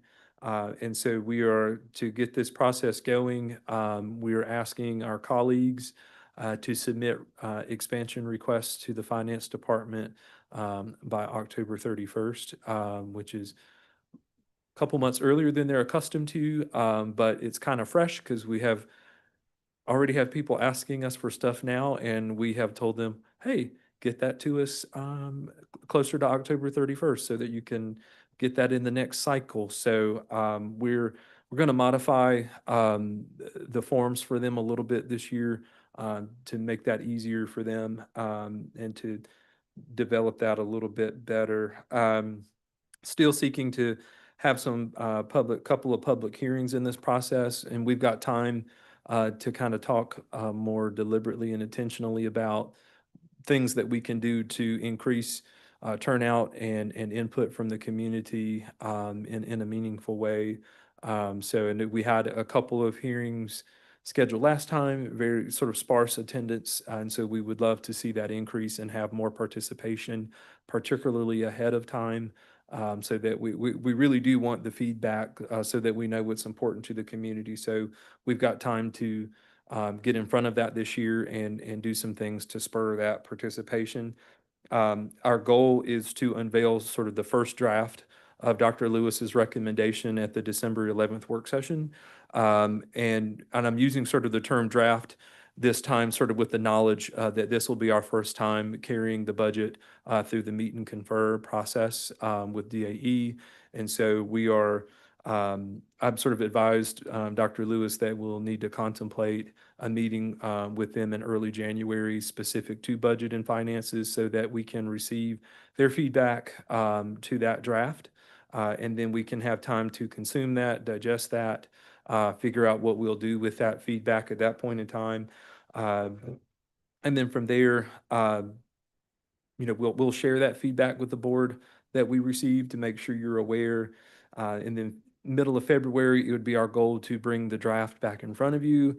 It's likely that it will incorporate some changes or enhancements that come as a result of that process. We just want to lift that up, that it's a little bit different this time than what we saw in the previous cycle.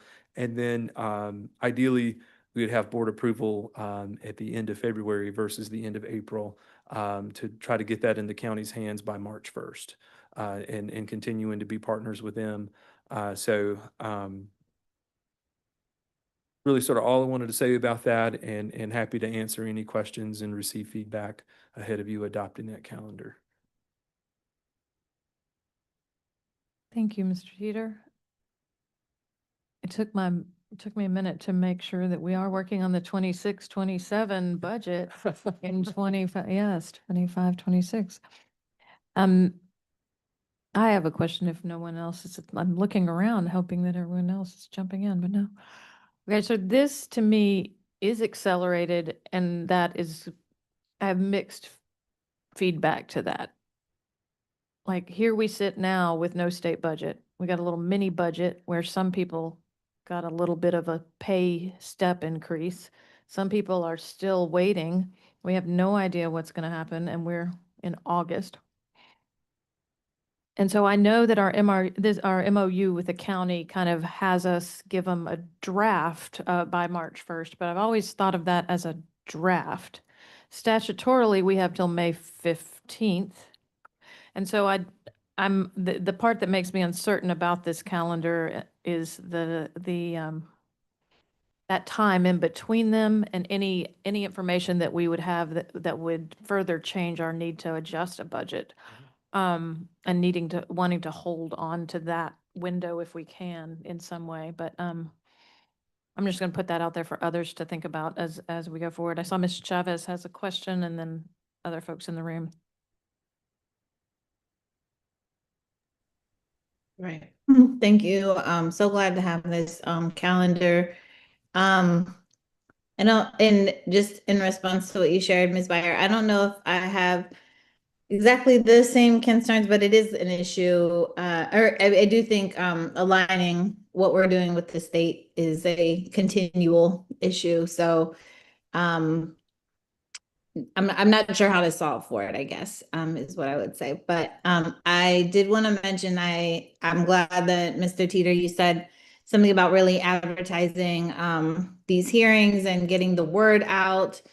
And I hope, that we will gather that input, proactively this time around for both hearings. So that's great. And I wanted to go ahead and make a motion to approve the 2026, 2027 budget timeline.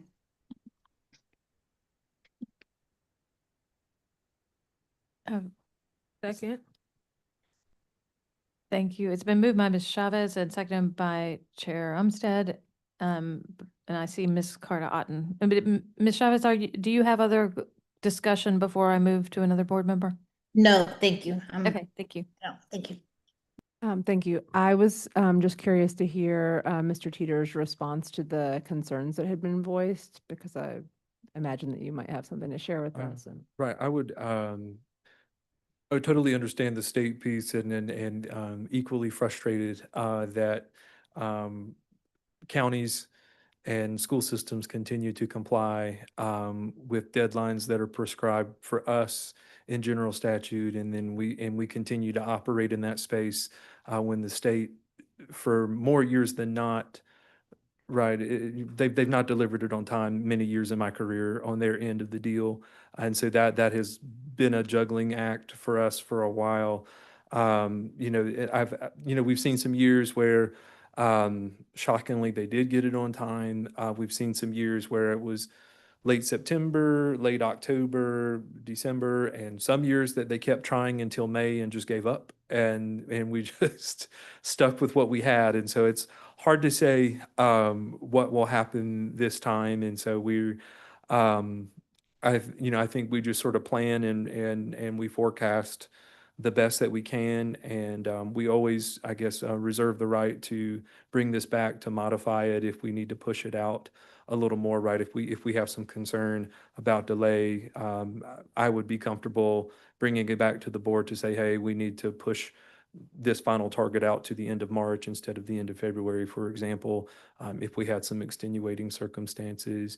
And I guess in a normal state cadence, we would have already had, or in a proper state cadence, rather, we would have the 2-year budget in hand, and then throughout this 26-27 process, we'd be waiting on them to make modifications in their short session to see if anything changed for year 2 of that. So I just think we'll just sort of commit to planning the best we can, and I think making sure our county partners are aware.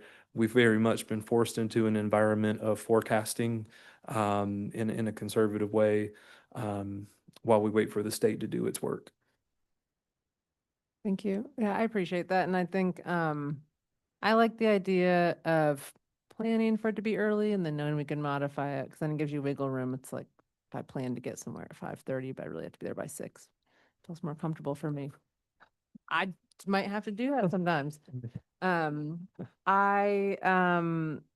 only other question I had was, or comment plus question was, excited about the plans to engage the community. I can't remember a budget hearing, maybe I'm just not remembering correctly, but I can't remember one in my time here that was well attended. So I'm glad we're thinking about that right now and trying to think about ways. I don't think it's because people don't care. Yeah. I think there could be various reasons that they haven't shown up. So then that is related to the timeline or the timing of them, because it looks like they're attached to work sessions. And if we do a good job of getting people there, do we really want it attached to a work session? Because that could be a long night. So Right. maybe that could be there.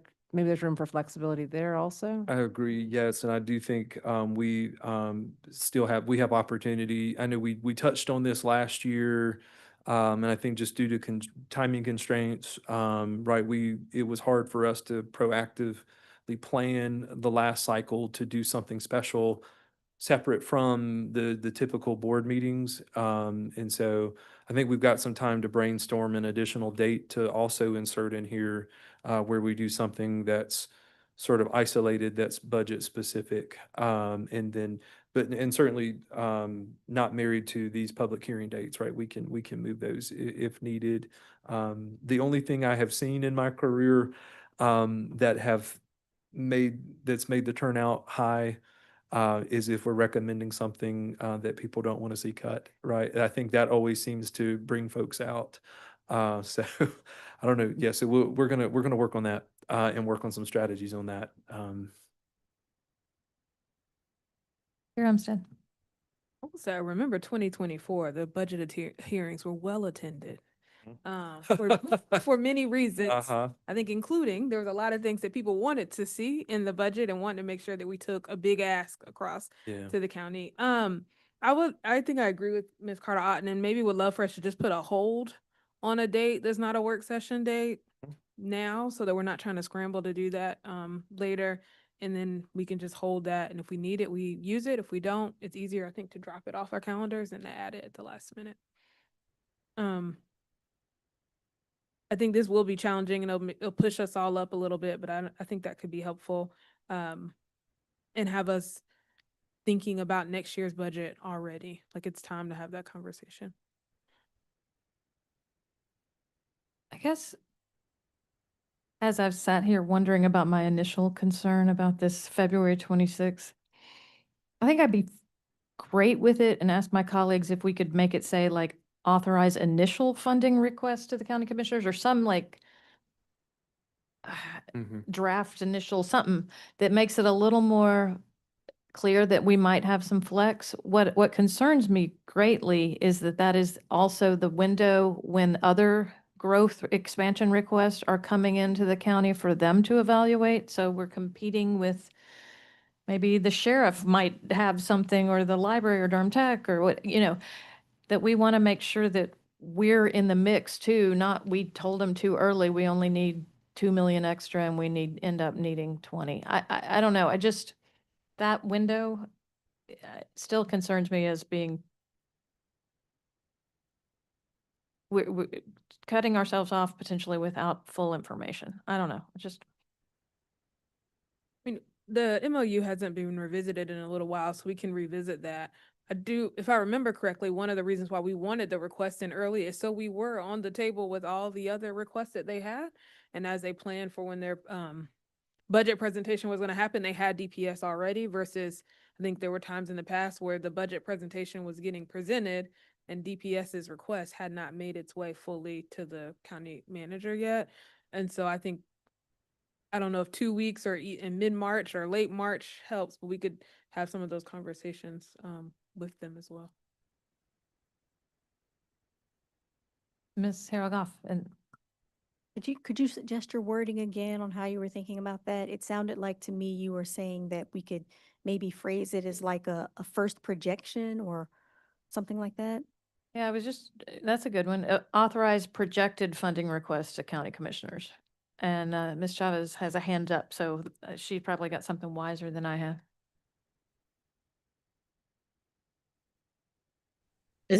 Sorry, I wasn't sure Ms. Harold Goff was finished. You can go ahead, yeah. Okay. Oh, well, I do not have something wiser. So I think I was just gonna say I would accept a friendly amendment to my motion if there is language that we all feel comfortable about with regarding the initial or projected funding request. Thank you, Ms. Chavez. Ms. Harold-Goff, I didn't mean to cut you off.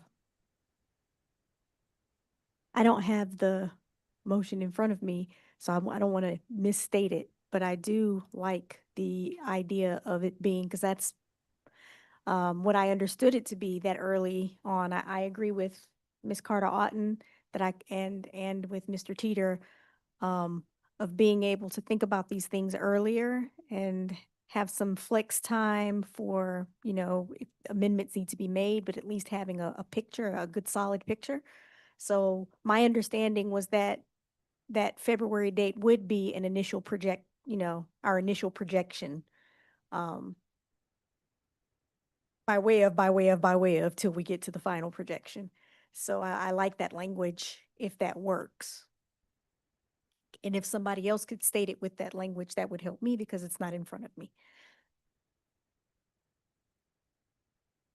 So I heard a motion earlier from Ms. Chavez to approve the 26-27 budget timeline and a willingness and a friendly amendment to insert the word authorize initial funding request or projected funding. Would Mr. Malone, does one of those make more sense to you than you? Sorry. Initial is what I am gravitating towards, but I think either one works in this context. Okay. So is that amenable to vote that? Are we at the point of voting and moving? Yeah. Okay. Ms. Chavez, we'll start with you. This is Emily Chavez. I vote aye. Aye. Aye. Aye. Aye. And it passes 6-0. Thank you so much for getting us ready and getting us ready early for this budget timeline, Mr. Teeter. That brings us to classified salary study timeline. Thank you. I think this item also has an attachment that we'd like to bring forward to the screen. And so I'll just share, this is right, this is related to remarks that we've made throughout the last budget process, a commitment from staff to take a very careful look at our classified salary compensation in Durham Public Schools and our belief that we can do this internally and make improvements upon our current situation.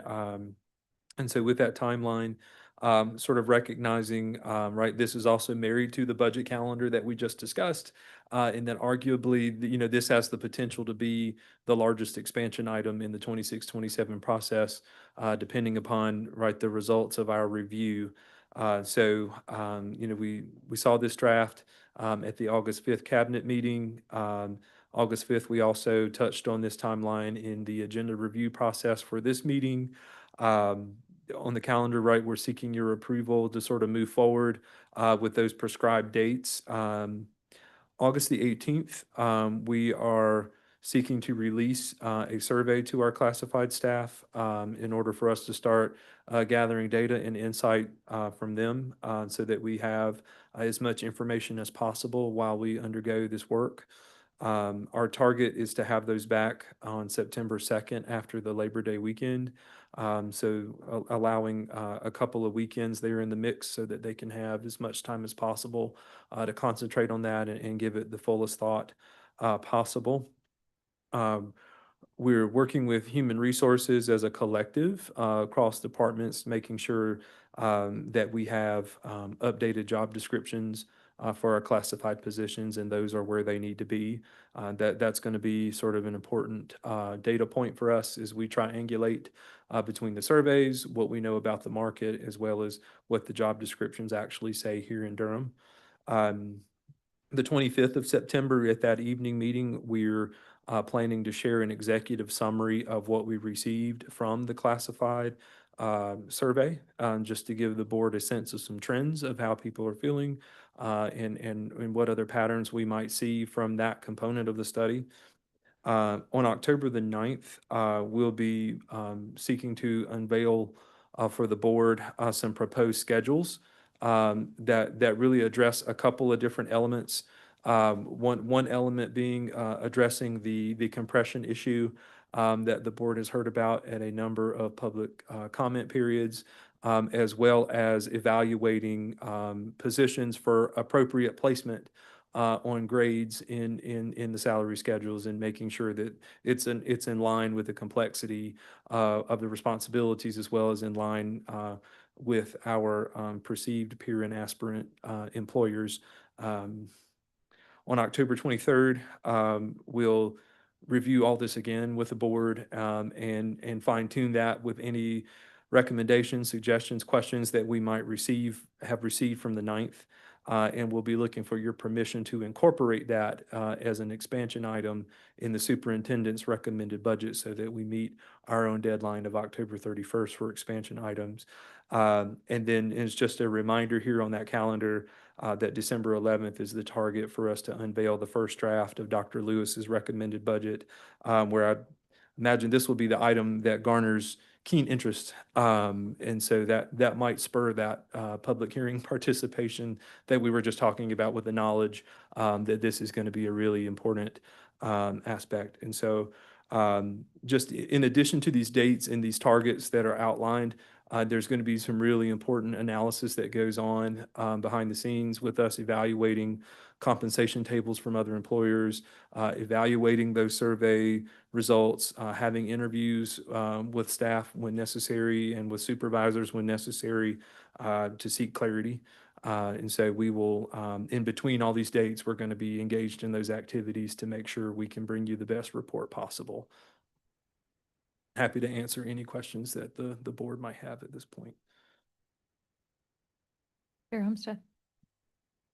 I'm really excited about this. Glad we're making it happen. I feel like I talked about it all spring.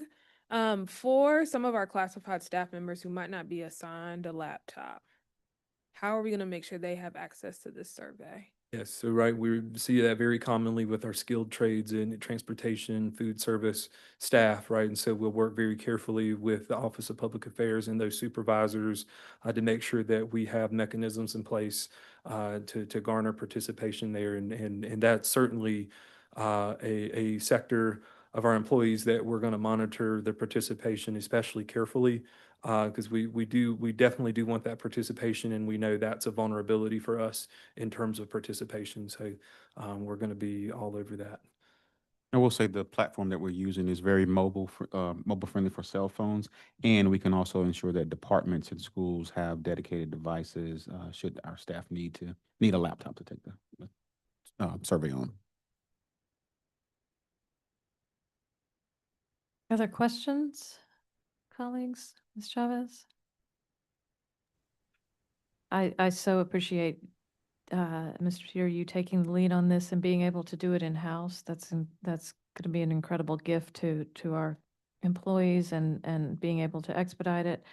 I see the date of September 2nd for responses due back, which seems really close to the beginning of the school year for folks, and especially if we don't catch them until later, in August. Will there be social media push out in other ways? Ms. Cooper, maybe that's a question for you. I'm sorry. You, besides the email and the notion of text. Good evening. We can certainly look at other avenues for communicating with staff regarding the survey. We typically have not leveraged social media, especially because this is only for a subset of our employees, but we can certainly continue to strategize with Mr. Teeter and Ms. Hager regarding how we ensure that all employees that are impacted by this have the opportunity to participate. Thank you. I know y'all figure it out. It just, and maybe it's colleague to colleague. I mean, maybe it's within departments that folks get the word out, and 100% participation, compete about it. Yeah, but we really need to hear from folks. That's going to be critical. Any other, Chair Armstead. I would like to add, we have seen success with direct text messaging campaigns to employees regarding various things that are happening across the district, and that is certainly something that we will utilize this time to ensure that it gets to everyone. Thank you. Yeah, this is related. August 18th, will everyone be back on August 18th? That is, yes, right. That's the first teacher work day, right? So all calendars of employment should be back at that point. Yep. This is an information item for us here this evening. Do you need any action on it? I would love your approval, right, that we move forward with the calendars outlined if possible. Okay, I would welcome a motion from colleagues. I move. Yes. Sorry, wants to jump in. Oh, sorry. I know. I missed your text, Ms. Chavez. Sorry. That's okay. No worries.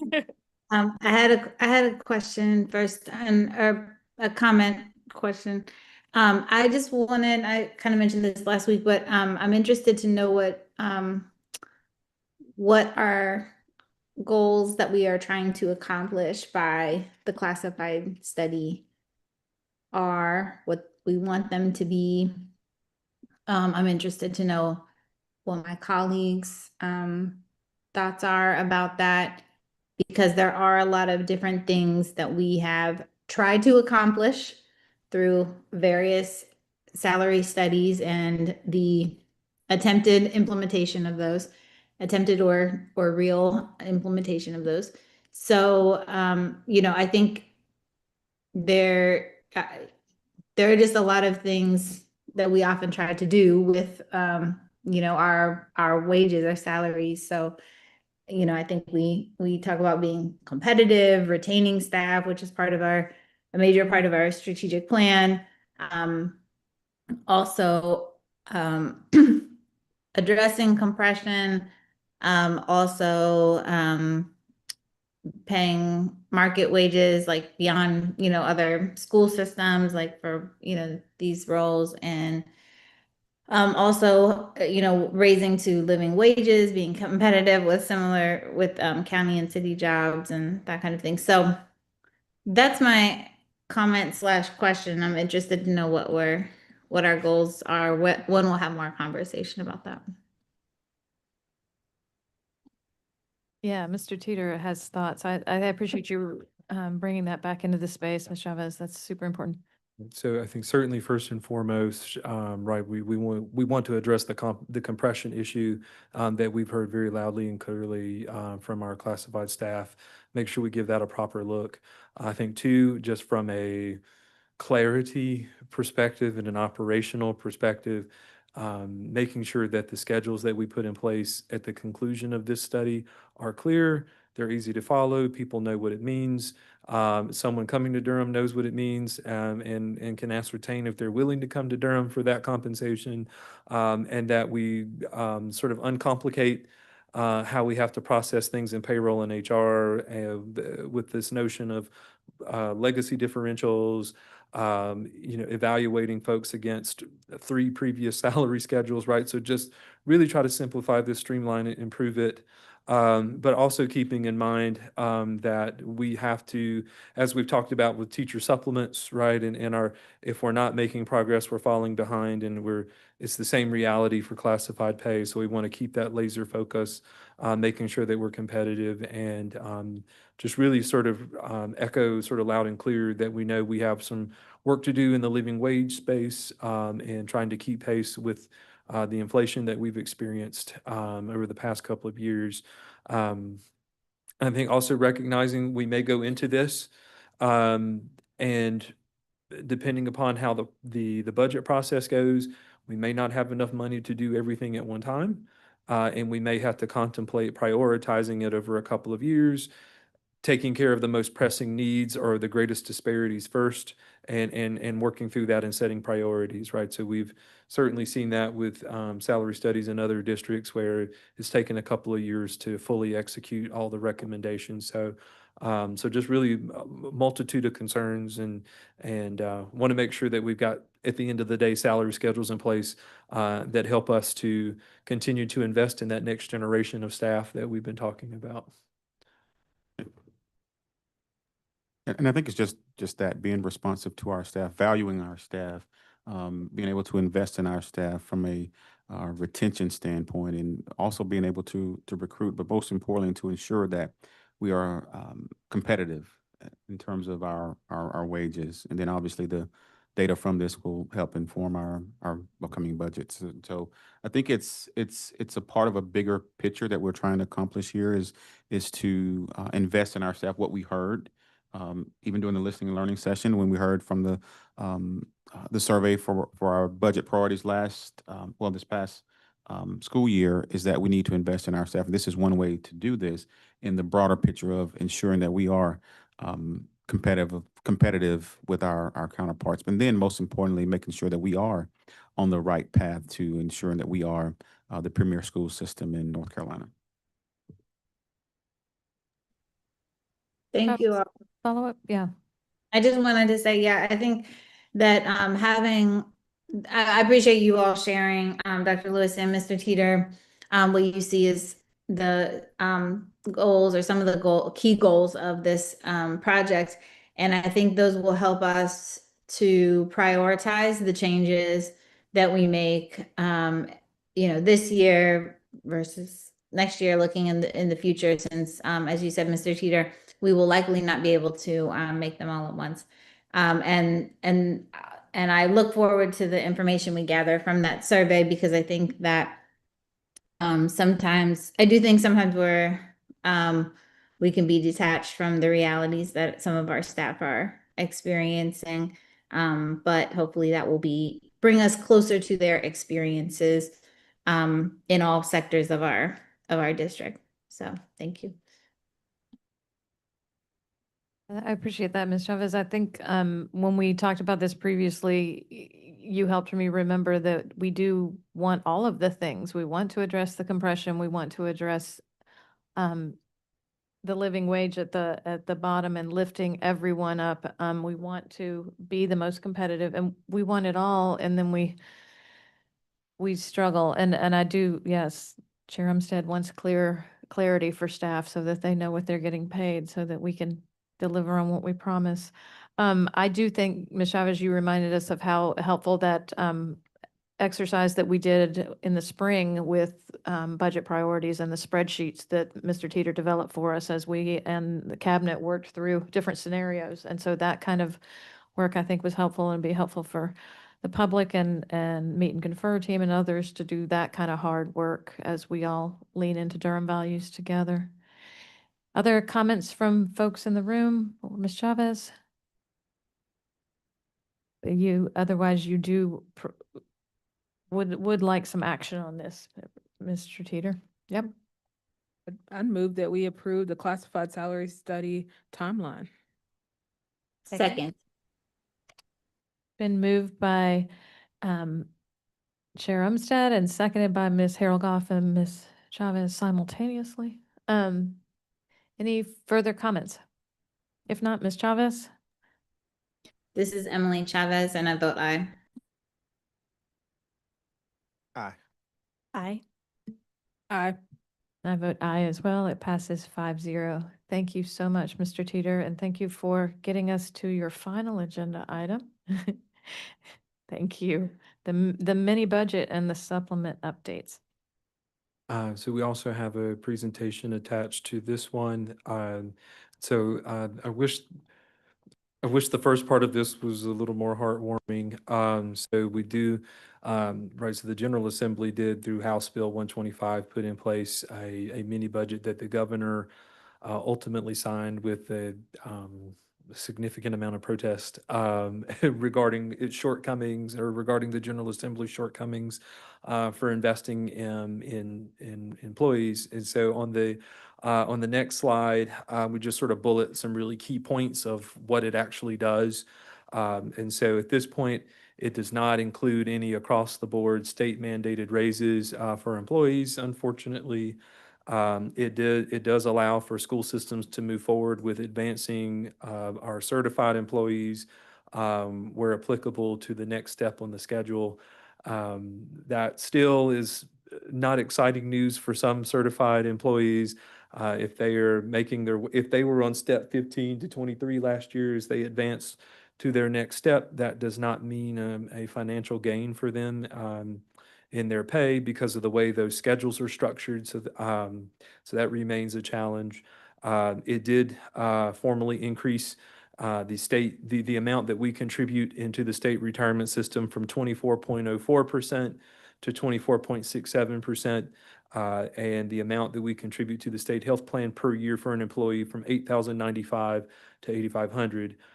Really, at this time, it's really important to note that this is a separate issue from what our employees will be expected to pay into the state health plan in the next few months. So we're expecting sort of some final action on what the salary band model is going to look like that affects the employee contribution to the state health plan that comes out of their checks. I've really struggling with the idea that some employees may be paying more into the state health plan and they don't yet have clarity on whether or not they're going to have higher pay in tandem with that. So we're prepared to communicate around that. So once that's formalized and we know what employee contributions are going to look like, we'll develop some communication and just make it abundantly clear that this was the state treasurer and the state health plans board's decision, right, to make those changes.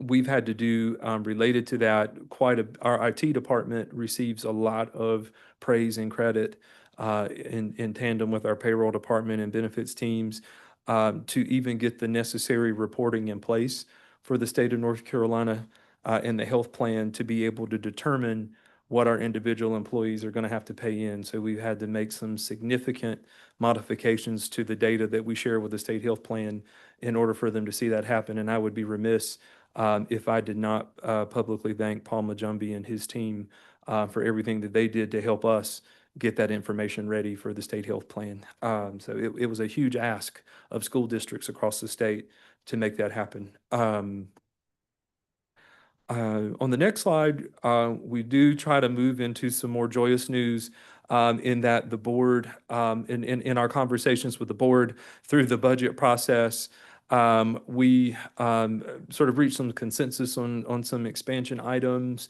that for simplicity of payroll, we would like to move forward with putting in place sooner rather than later. So landing at a $500 per year or $50 per month increase in the certified salary supplement schedules, also including our nurses, now that they are part of that effort. We want to make sure we have that right on the first go round this time. We would also like to launch the $200 per month salary supplement for bus drivers that we've discussed throughout the budget process and get that started in short order. We received some really good board questions ahead of the meeting about sort of the timing of it and sort of the why behind that and the contemplation of the different calendars. And so for simplicity and to be able to treat sort of bus drivers the same way, we're looking at the September through June pay periods to manage that. Those are 10 consecutive months where all three of our calendars for payroll have all the bus drivers driving. And so there's a perfect intersection with all three groups at that time where we can take care of that. Another space where we want to make some improvement to sort of simplify things for our dually employed bus drivers. Right, so this, their day jobs or their primary jobs are typically once a month, paid once a month. And the bus drivers generally are paid twice a month. And so as we executed those changes last year, them getting a separate check for their bus really sort of complicated sort of the tax withholdings and maybe made that not the most ideal situation for our dually employed bus drivers. And so to make things smoother for them and to make that easier to process, we'd like to fold them into everything happening with their one check so that there's not as much of a hit in our payroll software in processing the withholdings. Just wanted to lift that up and just have that out there in a public way that we want to do that to alleviate that pain. I also share just in terms of what we might expect moving forward. It's possible that the state may still adopt a full budget that will increase pay. We're going to continue to monitor that. I think as I alluded to in the budget calendar conversation, we've seen a lot of different scenarios pan out over the past to include nothing happening to putting raises in effect in October, retroactive to July, to putting raises in effect with January, and you only get it for the second half of the year. So just all sorts of different approaches the state has taken with tardy budgets. So we're going to watch that. Internally in the finance department, we are evaluating what resources we have. This is particularly challenging. So when we anticipate state raises, we also factor in or account for state dollars that will follow that in order to help us make that happen. And so when we go through our budget process, we budget for what our local responsibilities will be for that share of the increase. And so that's what we have to work with in the absence of a state mandated raise. So we're, with the passage of this mini budget, it does help to settle up some state funding issues that were in limbo. And we'll be able to evaluate how much we could do locally and would look to provide an update by September the 11th to let the board know what our assessment is and what our options might be if Durham wants to act in the absence of the state taking some kind of action. It just feels really important to let our classified employees know we're thinking about them and we do not want them hanging in limbo for some prolonged period. If what we do ultimately matches or exceeds whatever the state decides it's going to do, we'll be compliant. If we come in less, we'll have to take some action. Sorry, you had a slide. Next slide, please. Yeah. Next thank slide, you. please. Right, this is what I've been talking about. Yes, thank you. Just want to lift that out there just as an update. It feels very important to communicate that for everyone that's listening. So ultimately, as a part of this, Right, we're seeking board authorization to proceed with increasing the certified and nurse supplements by 500 per year or $50 per month, and then to initiate the $200 per month bus driver supplement for bus drivers who are driving a regular route. And also to proceed with that modification and how we manage the dually employed bus drivers to make that a little more beneficial for them.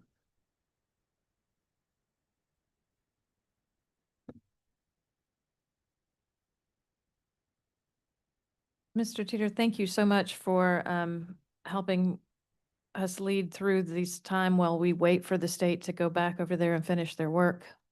Ms. Chavez, you had a question.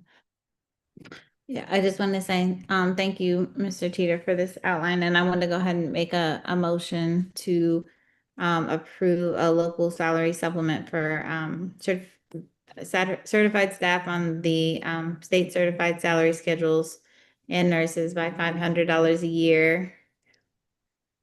Begin the $200 per month salary supplement for bus drivers.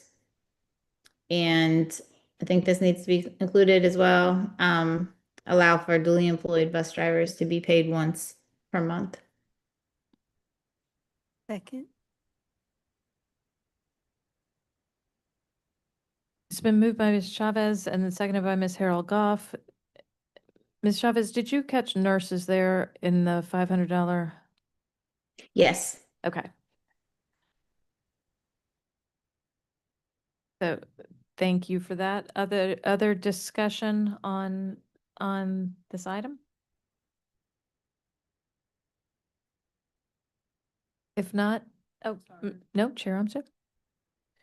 Okay, all the questions. Mr. Teeter, you earlier in the spring, you had us work on a simulator tool. And so we were playing around with different supplements or based on the amount of money that we received. So how will taking this action today impact some of those other items that we were Great looking at? question, right? So these two particular actions are in alignment with the consensus that we saw with the board and cabinet, and would not impede our runway to execute some of those other items with future action steps. Can you share the consensus with us? Yes, so first and foremost, when we evaluated teacher supplements, we landed at an increase of 500 per year, rather than sort of the initial effort at the 700 in order to try to make as many things happen as possible. We landed at 200 per month or 2,000 per year for bus driver supplement changes or to initiate that program. We landed on a continuity of the local master's pay initiative plus social workers. We had a number of curriculum and instruction items that are going to require sort of separate action for the board because of the value of those contracts, right? So continuity of the Rethink Ed curriculum that had previously been funded with ESSER dollars, continuity of our relationship with the Center for Child and Family Health that had previously been ESSER funded, and then our relationship with Panorama was approved in May with the contingency that local funds were available in order to make that happen.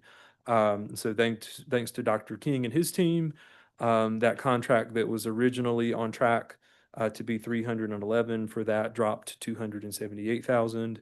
And so we've gotten board action on that on May, and it's staff's opinion that the local funds are sufficient to continue Panorama and sort of dovetail on the action that the board took around that in May. That model also included an increase in EC funding by $1,107,355. And so we would formalize that. So in a very soon board meeting, we'll transition you away from your interim spending resolution that you adopted at the end of June and bring you to a permanent budget resolution that will match our books.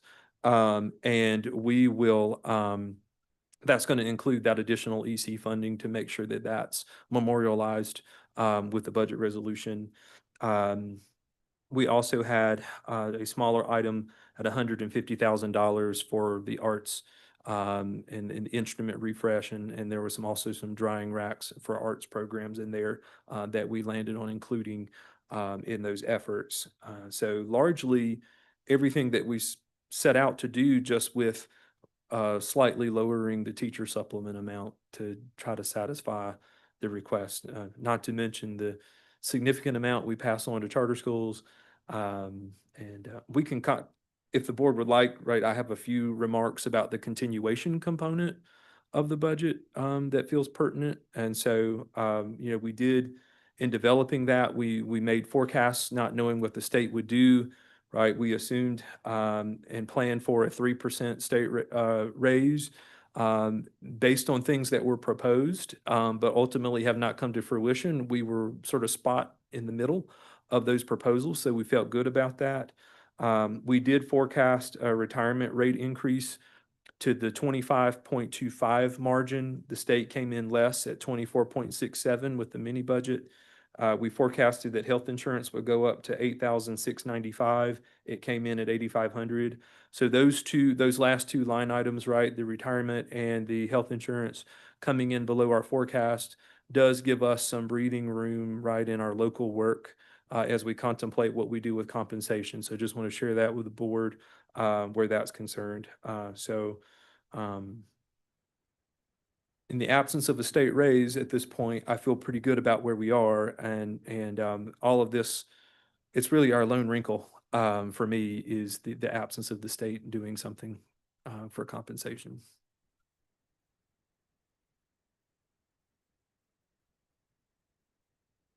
Did you finish your comments? Do you have other thoughts that? Just email all of us that, Happy to. that consensus. Thank you. Yep. That's super helpful. The agony is the certified folks are getting an increase in their supplement, and some of them, as determined by the state, also moving a step based on this mini budget. And our classified are needing to hold while we continue to evaluate internally what we can do with local funding, because the state has not taken care of our classified staff in any way. So September 11th, you will bring more information, and the message that you're sending out will go to all staff, letting them know this is the plan. How are y'all thinking about messaging? I work airtight with Ms. Cooper, and so we will make sure that that's communicated really well as a follow-up to this board meeting. And so we recognize, right, the finance staff recognizes the urgency of the circumstances around classified employees and the optics. And so we're committed to having that evaluation intact to where we can make some meaningful recommendation for those employees by September the 11th. Thank you so much. There is a motion on the floor that we approve the recommendations of administration in regards to the mini budget. Any further discussion? Ms. Chavez? This is Emily Chavez. I vote aye. Aye. Aye. Aye. Aye. It passes 6-0. Thank you, Mr. Teeter. Thank you for your leadership. Thanks so much.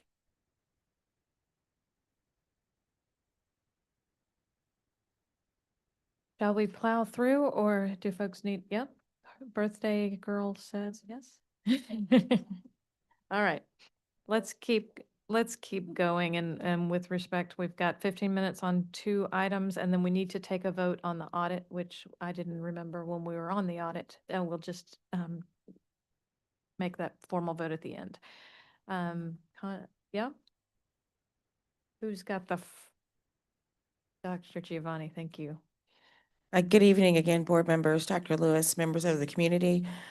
If you could, Ms. Smith, are you able to pull up the précis? I'm not sure if I sent it in the right format. I apologize.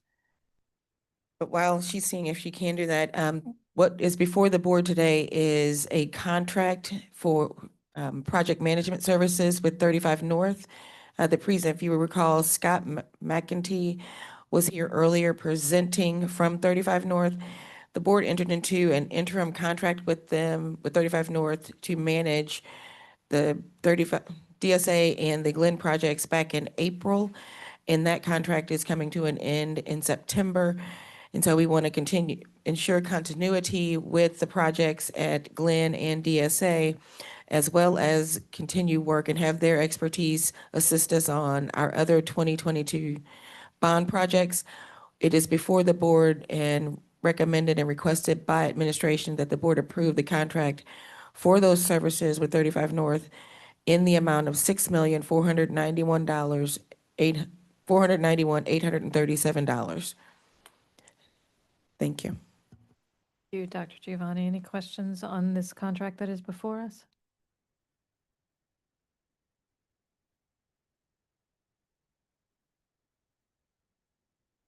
If not, I would welcome a motion. I move that we approve the contract amendment for 35 North staffing plan proposal for the 2022 bond and building program. Second. Thank you. It's been moved by Ms. Harold Goff and seconded by Mr. Tab that we approve the contract amendment with 34 North Staffing Plan Proposal for the 2022 Bond and Building Program. 35 North, who'd I call them? 34, no, they're 35. That is down. Exactly, and they're working over at Glen 24/7 right now. Ms. Byer, Yes. just for clarity's sake, Mr. Malone did point out it's not an amendment. That contract is expiring in September. This is a new contract. So I think the précis is incorrect. So I apologize.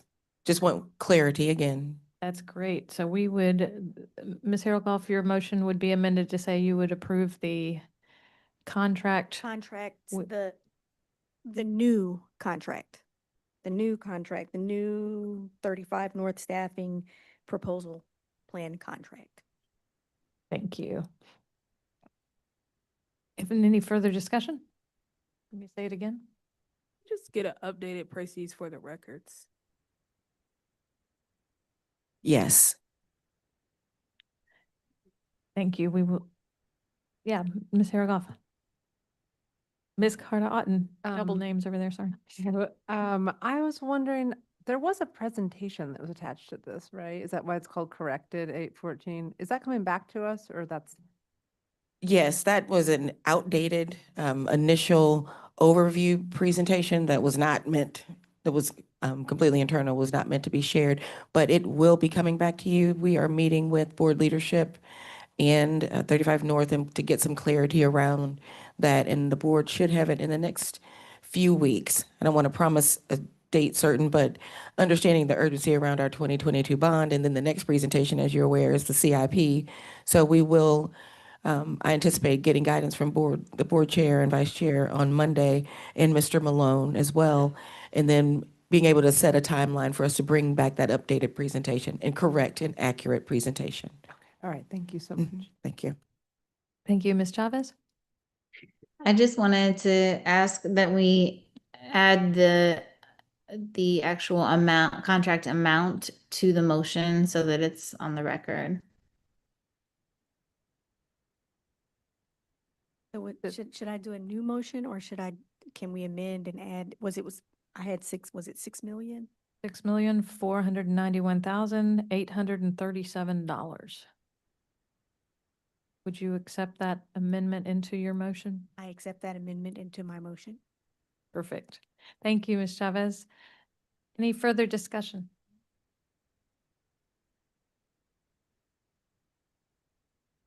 I can restate the motion and give this a shot. Okay, so we're making a motion to approve a new contract with 35 North staffing plan proposal for the 2022 bond and building program for the amount that Ms. Byer just said, which was $6,491,000. $6,491,837. And Mr. Tab accepts that motion, seconds that.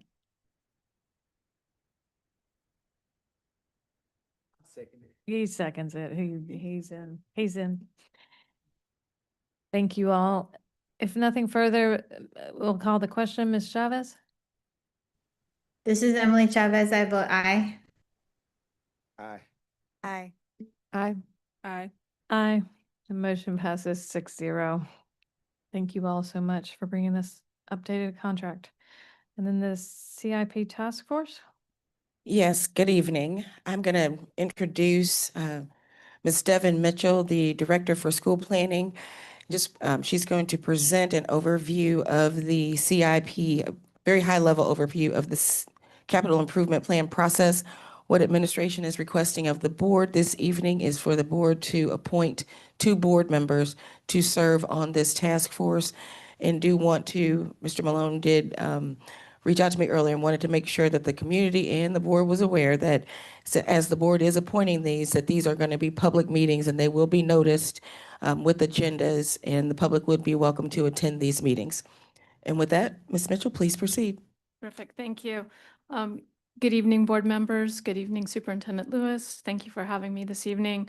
Tonight, I'd like to just review with you on a very broad level the scope of the task force, the timeline of our task force, and the proposed participants in the task force. On the next slide, you'll see a list of the composition of the team that we imagine for the task force for the capital improvement plan.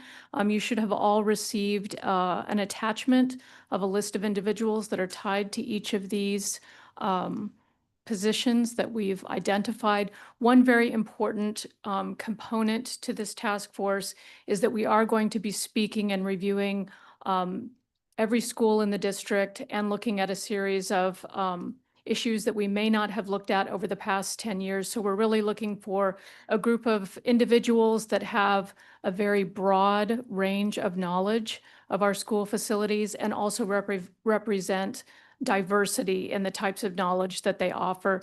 The composition is 12 to 16 members. In the list that you received of individuals, the 2 areas where you did not receive individual recommendations are the board members. We are requesting 2 board members to participate as part of the task force. And we're also seeking community members as part of this task force as well.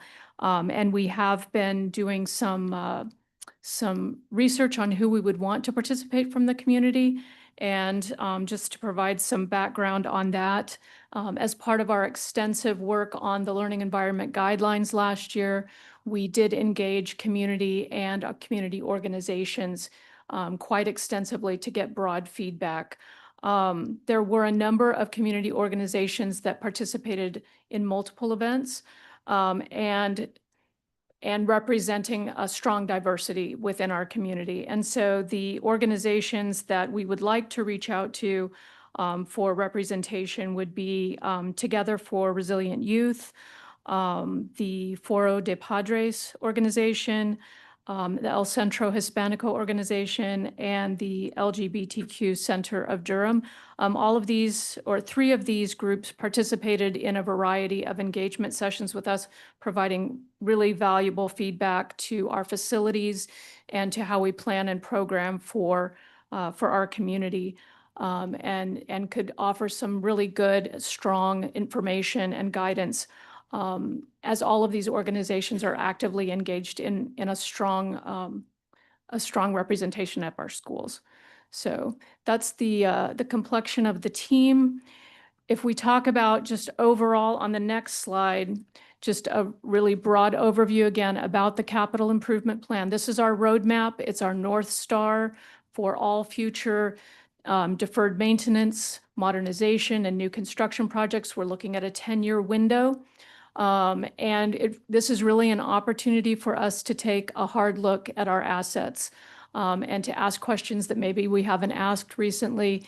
It's an opportunity to evaluate our longer range goals. So thinking, out to the 10 years, but thinking larger about our portfolio of assets. And it's also going to allow us to understand our financial need. We have had preliminary conversations with the county about how we want to approach the bond next year. And so part of that will involve them reviewing on a school-by-school basis all of our plans and all of our financial anticipated expenses and outlay for the projects. In addition, why? Why is the capital improvement plan important? Well, it's very important for us to bring equity to our schools. We have, over the past several years, brought new schools online. In the last 10 years, we have touched some schools, but not all. And we've heard within our community a strong desire to touch every campus, and that all of our scholars deserve great schools. And so it's a very important part of our overall plan as a district. Next slide. So as a task force, what do we want to accomplish? There are a few key things. The first one is to develop an objective criteria for each of the categories that we'll be evaluating. If you look back historically across decisions that have been made regarding capital improvements, not all of those have followed a clear pathway that we could easily point to and describe how we arrived at decisions.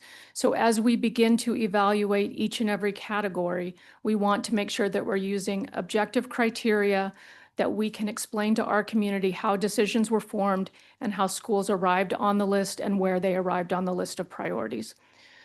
Secondly, it's going to give us an individualized priority plan for each school.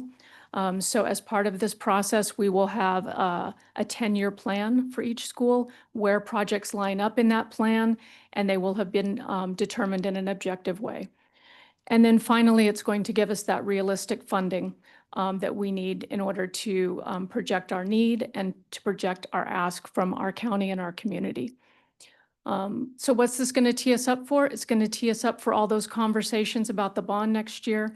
It's going to set a clear trajectory for achieving goals for deferred maintenance within our district, as well as broader plans for modernizations and new construction projects. And then finally, it's going to allow us to communicate transparently with our community. Part of the goal of this is for our community to understand where their schools line up in terms of school improvements and what's coming in the future. Next slide. As you may recall, I shared this slide previously with you, but these are the 8 buckets that we'll be reviewing as a CIP task force, and we'll be reviewing those looking across all district assets.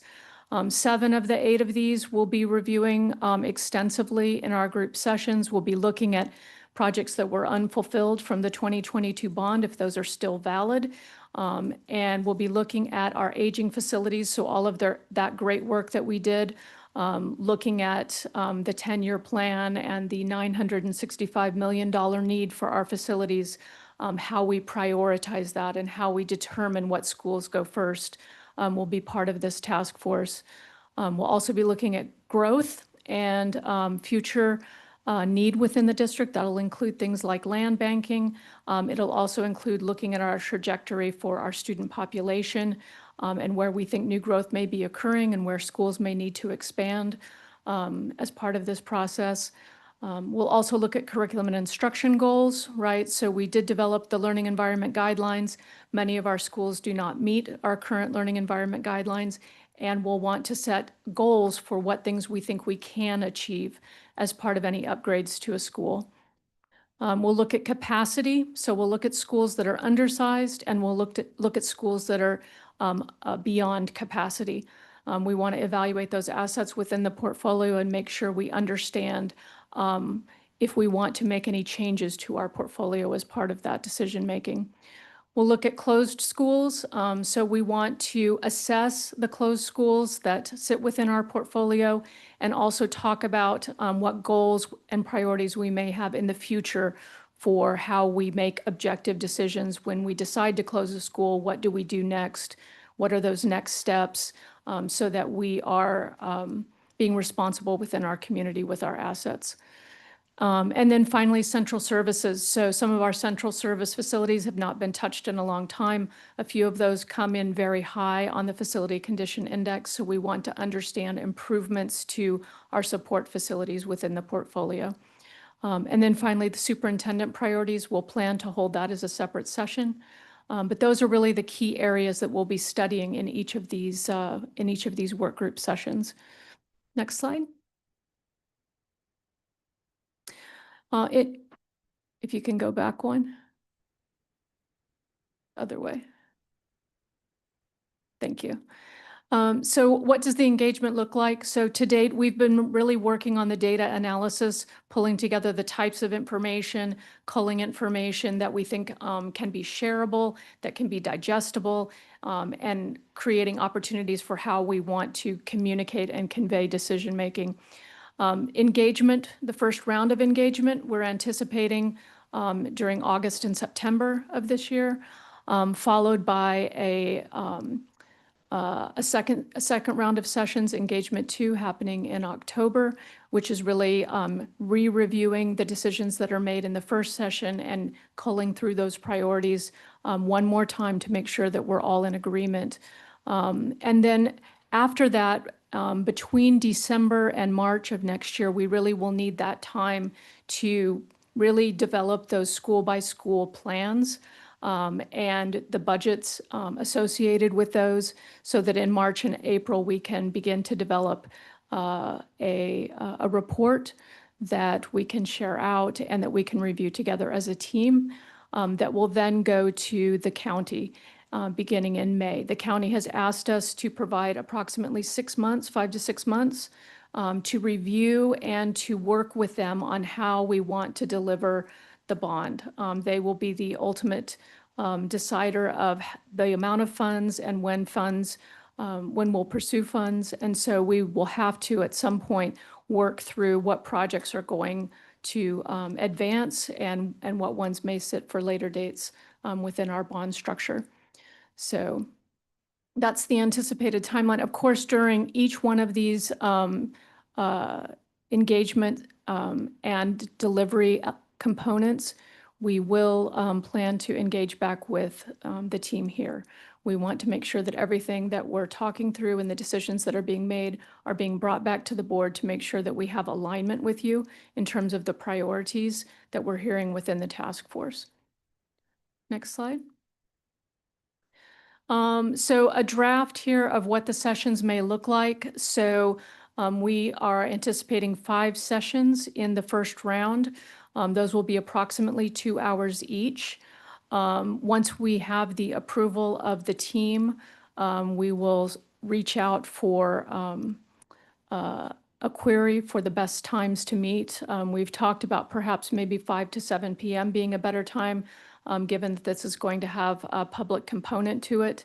We've also discussed that the sessions could be opened with 15 minutes for public comment, and that we would release an agenda in advance so that our community knows what will be on the agenda so that we can have appropriate questions and queries from our community relative to the task force.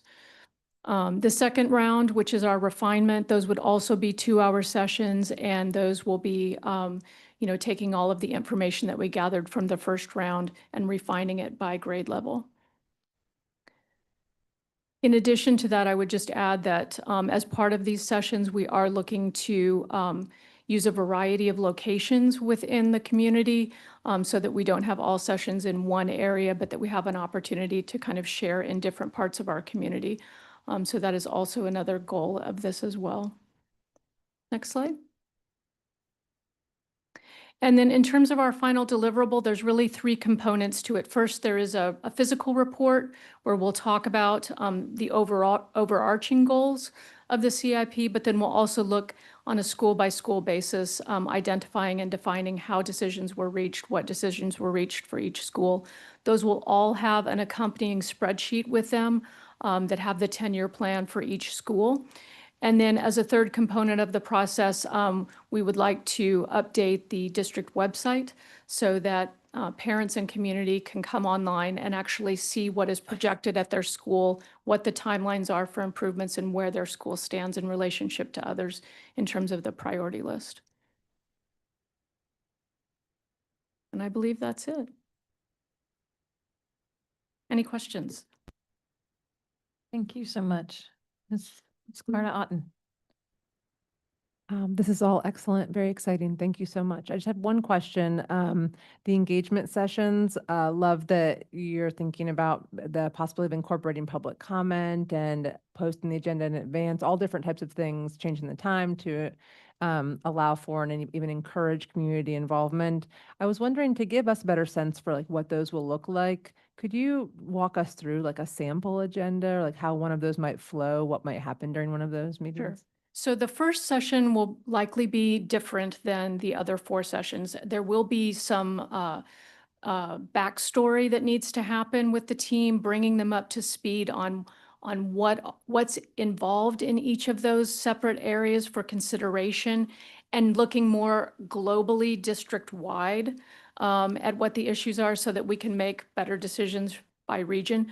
But in those first 5 sessions, we will go by region, and there will be some overall review of the region, and then we will go through 4 exercises for each of the region. We'll split up into groups, and we'll take each of those key bucket areas that I spoke about, and there will be associated tasks for each of those work groups to work on and to develop priorities, to develop what are, how we're going to organize and define our evaluation criteria.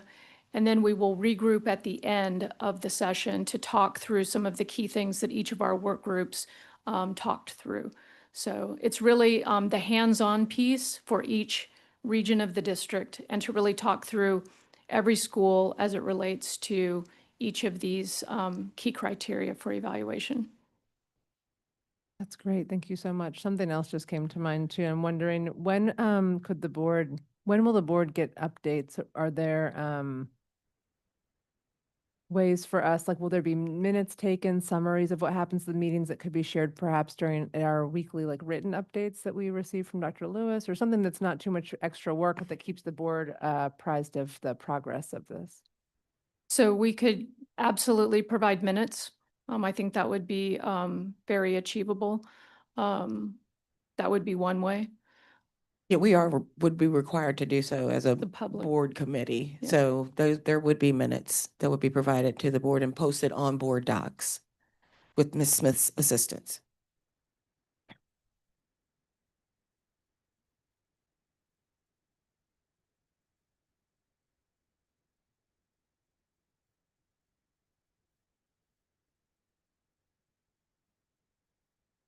I have a different question. I was just noting that the minutes would have to be approved by the committee before they're posted. Is that correct?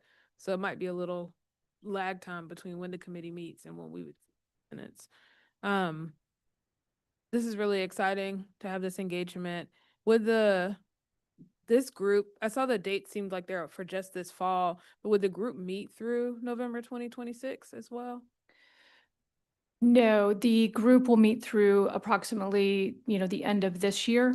And then it will really be about delivering what is defined by the group in the report. There will be extensive amount of data collection and sorting of information to coincide with all of the decisions that are made. Okay, that's helpful. And then I just had a comment on the list of folks that are involved, really great people that are already suggested or recommendations for the group. I wondered if we could have representation from our exceptional children's programs. Okay. I think unfortunately, a lot of times the specialized needs for those programs have not been at the forefront. And I think I would love to have those folks in the room to think intentionally about how do we build schools and have learning environment guidelines and that implementation for the special needs of that community.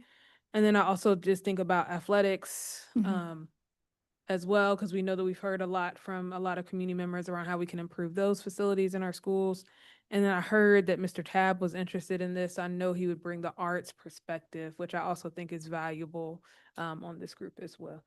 I know that you do much more than the arts, Mr. Tab, but I know that the arts is where your heart is, and you bring a lot to the table in that perspective. I just think having all those different perspectives at the table will be really helpful. Thank you. Thank you. Others with questions, feedback? Ms. Chavez, Sorry, I was texting to see if you were interested or had anything to add. Nothing for me right now, thank you. So is it, I appreciate those suggestions about EC especially, and athletics. I wonder, is it also, and I appreciate, Ms. Mitchell, the groups that you're reaching out to for community engagement. I think that will reach some really important aspects of our community.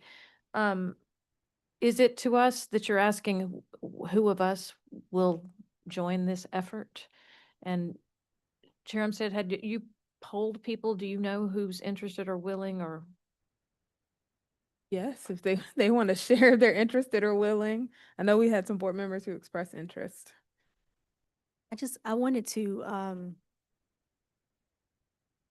say, I don't want to assume that those community members who would participate would only be, some of, people work in evenings as well. And so the time of that, I don't know if one time is better than the other. Right. And I am interested in this committee. Wednesdays are hard, but I'm still interested in this committee. For the community organizations that we put forward, I believe for all of them, we have 2 individuals. So part of that conversation with them is if you can't attend, you could have someone else from your group attend, so that we're having continuity from those groups. That's certainly a goal. And also having enough individuals in the team so that if someone does miss an opportunity, our group doesn't become undersized. So. Also, is it possible to consider, like, I don't remember how many dates I saw up there, but, making it more accessible by having some times for some and sometimes for the other, like an earlier time, a later time, depending. It really depends on who's going to be participating as to whether or not, their work schedules would work earlier or later. So I think once we have approval for the group, I think it may be helpful for us to do a poll to see what people's availability are. If we have enough interest for 2 sessions or two different times or a variety of times, that's something we can certainly explore. Or if we need to adjust and not always offer it on the same day, if that's helpful, we can certainly explore opportunities for how we choose those dates. Well, I volunteer. Thank you. Yeah, I did express interest in this task force. Of course, that was before I saw the dates. Was these dates for 2025 or 2026? I didn't see the, 2025. so next week. So so our goal was to start next week. However, I will just say that coming to the board this evening for the final, for the final selection and approvals, it's likely that it's going to take us a week to ramp up and get everyone contacted and get on everyone's calendar. So it may in fact start the week after. Okay, so with that, then yes. Okay. Ms. Harold, go, please. And do I understand that you'll be sending out another poll? Yes. Okay. Yeah. Thank you. So folks on operations know that I've been interested in serving, willing to serve, and continue to be willing to do that.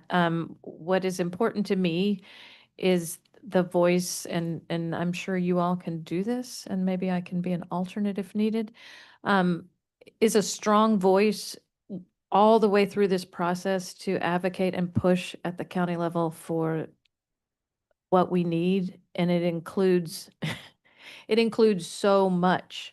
And it includes like a massive bond, but also office space and land acquisition and growing together kind of central kitchens and things that we would dream together with our community. It's not a like plain old, we'll just take a little chip off of it. So I'm so glad that you all are interested in serving and, Can we have yeah. 3? I don't know if we need, I don't know. I mean, I mean, I think because you got a clear timeline that we want to meet, and I only imagine that you all schedules might shift and change. I think I would like having 3 and then we can ensure that there's at least 2 people there at all times. I like the idea of having more than 2 and really looking at to make sure that we're all, and then we can all be on the same page and that we have good representation there all the time. I don't think that it has to be just if only 2 can go and 3 people are working and, we can make sure that we, are representing strongly. So Sounds like we've got our board representatives then. Beautiful. Yeah, do you want us to take action, Mr. Malone? I think I need to look at the policy, but I think the chair can appoint people to the committee, so I think she now knows who to appoint, so I think that should be fine. Perfect. Thank you so much. I appreciate the willingness to flex with dates and find times that work for this whole group. It's going to be a fantastic endeavor. And thank you, Ms. Absolutely. Mitchell, for your Thank you. leadership. Thank you very much.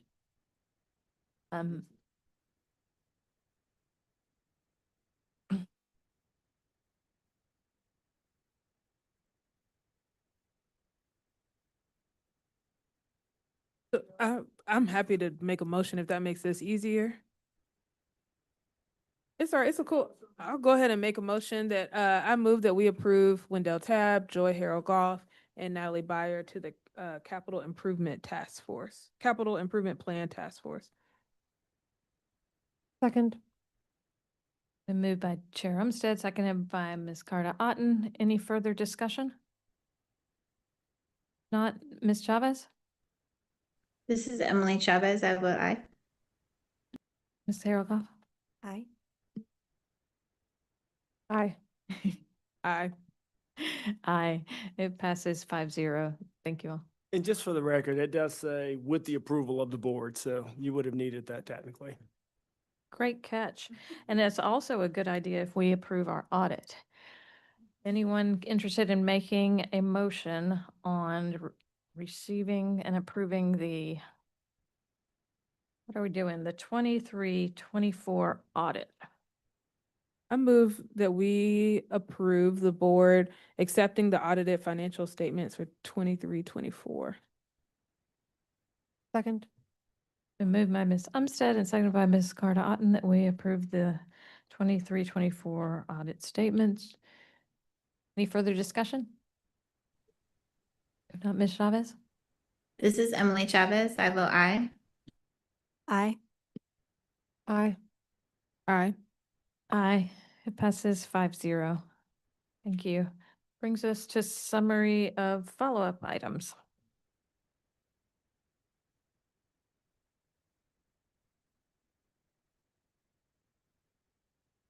I'll be happy to summarize.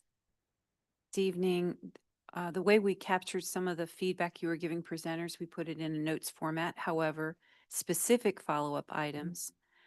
One was regarding the mini budget and supplement the request for the consensus, the board activity to be shared with an email to the board.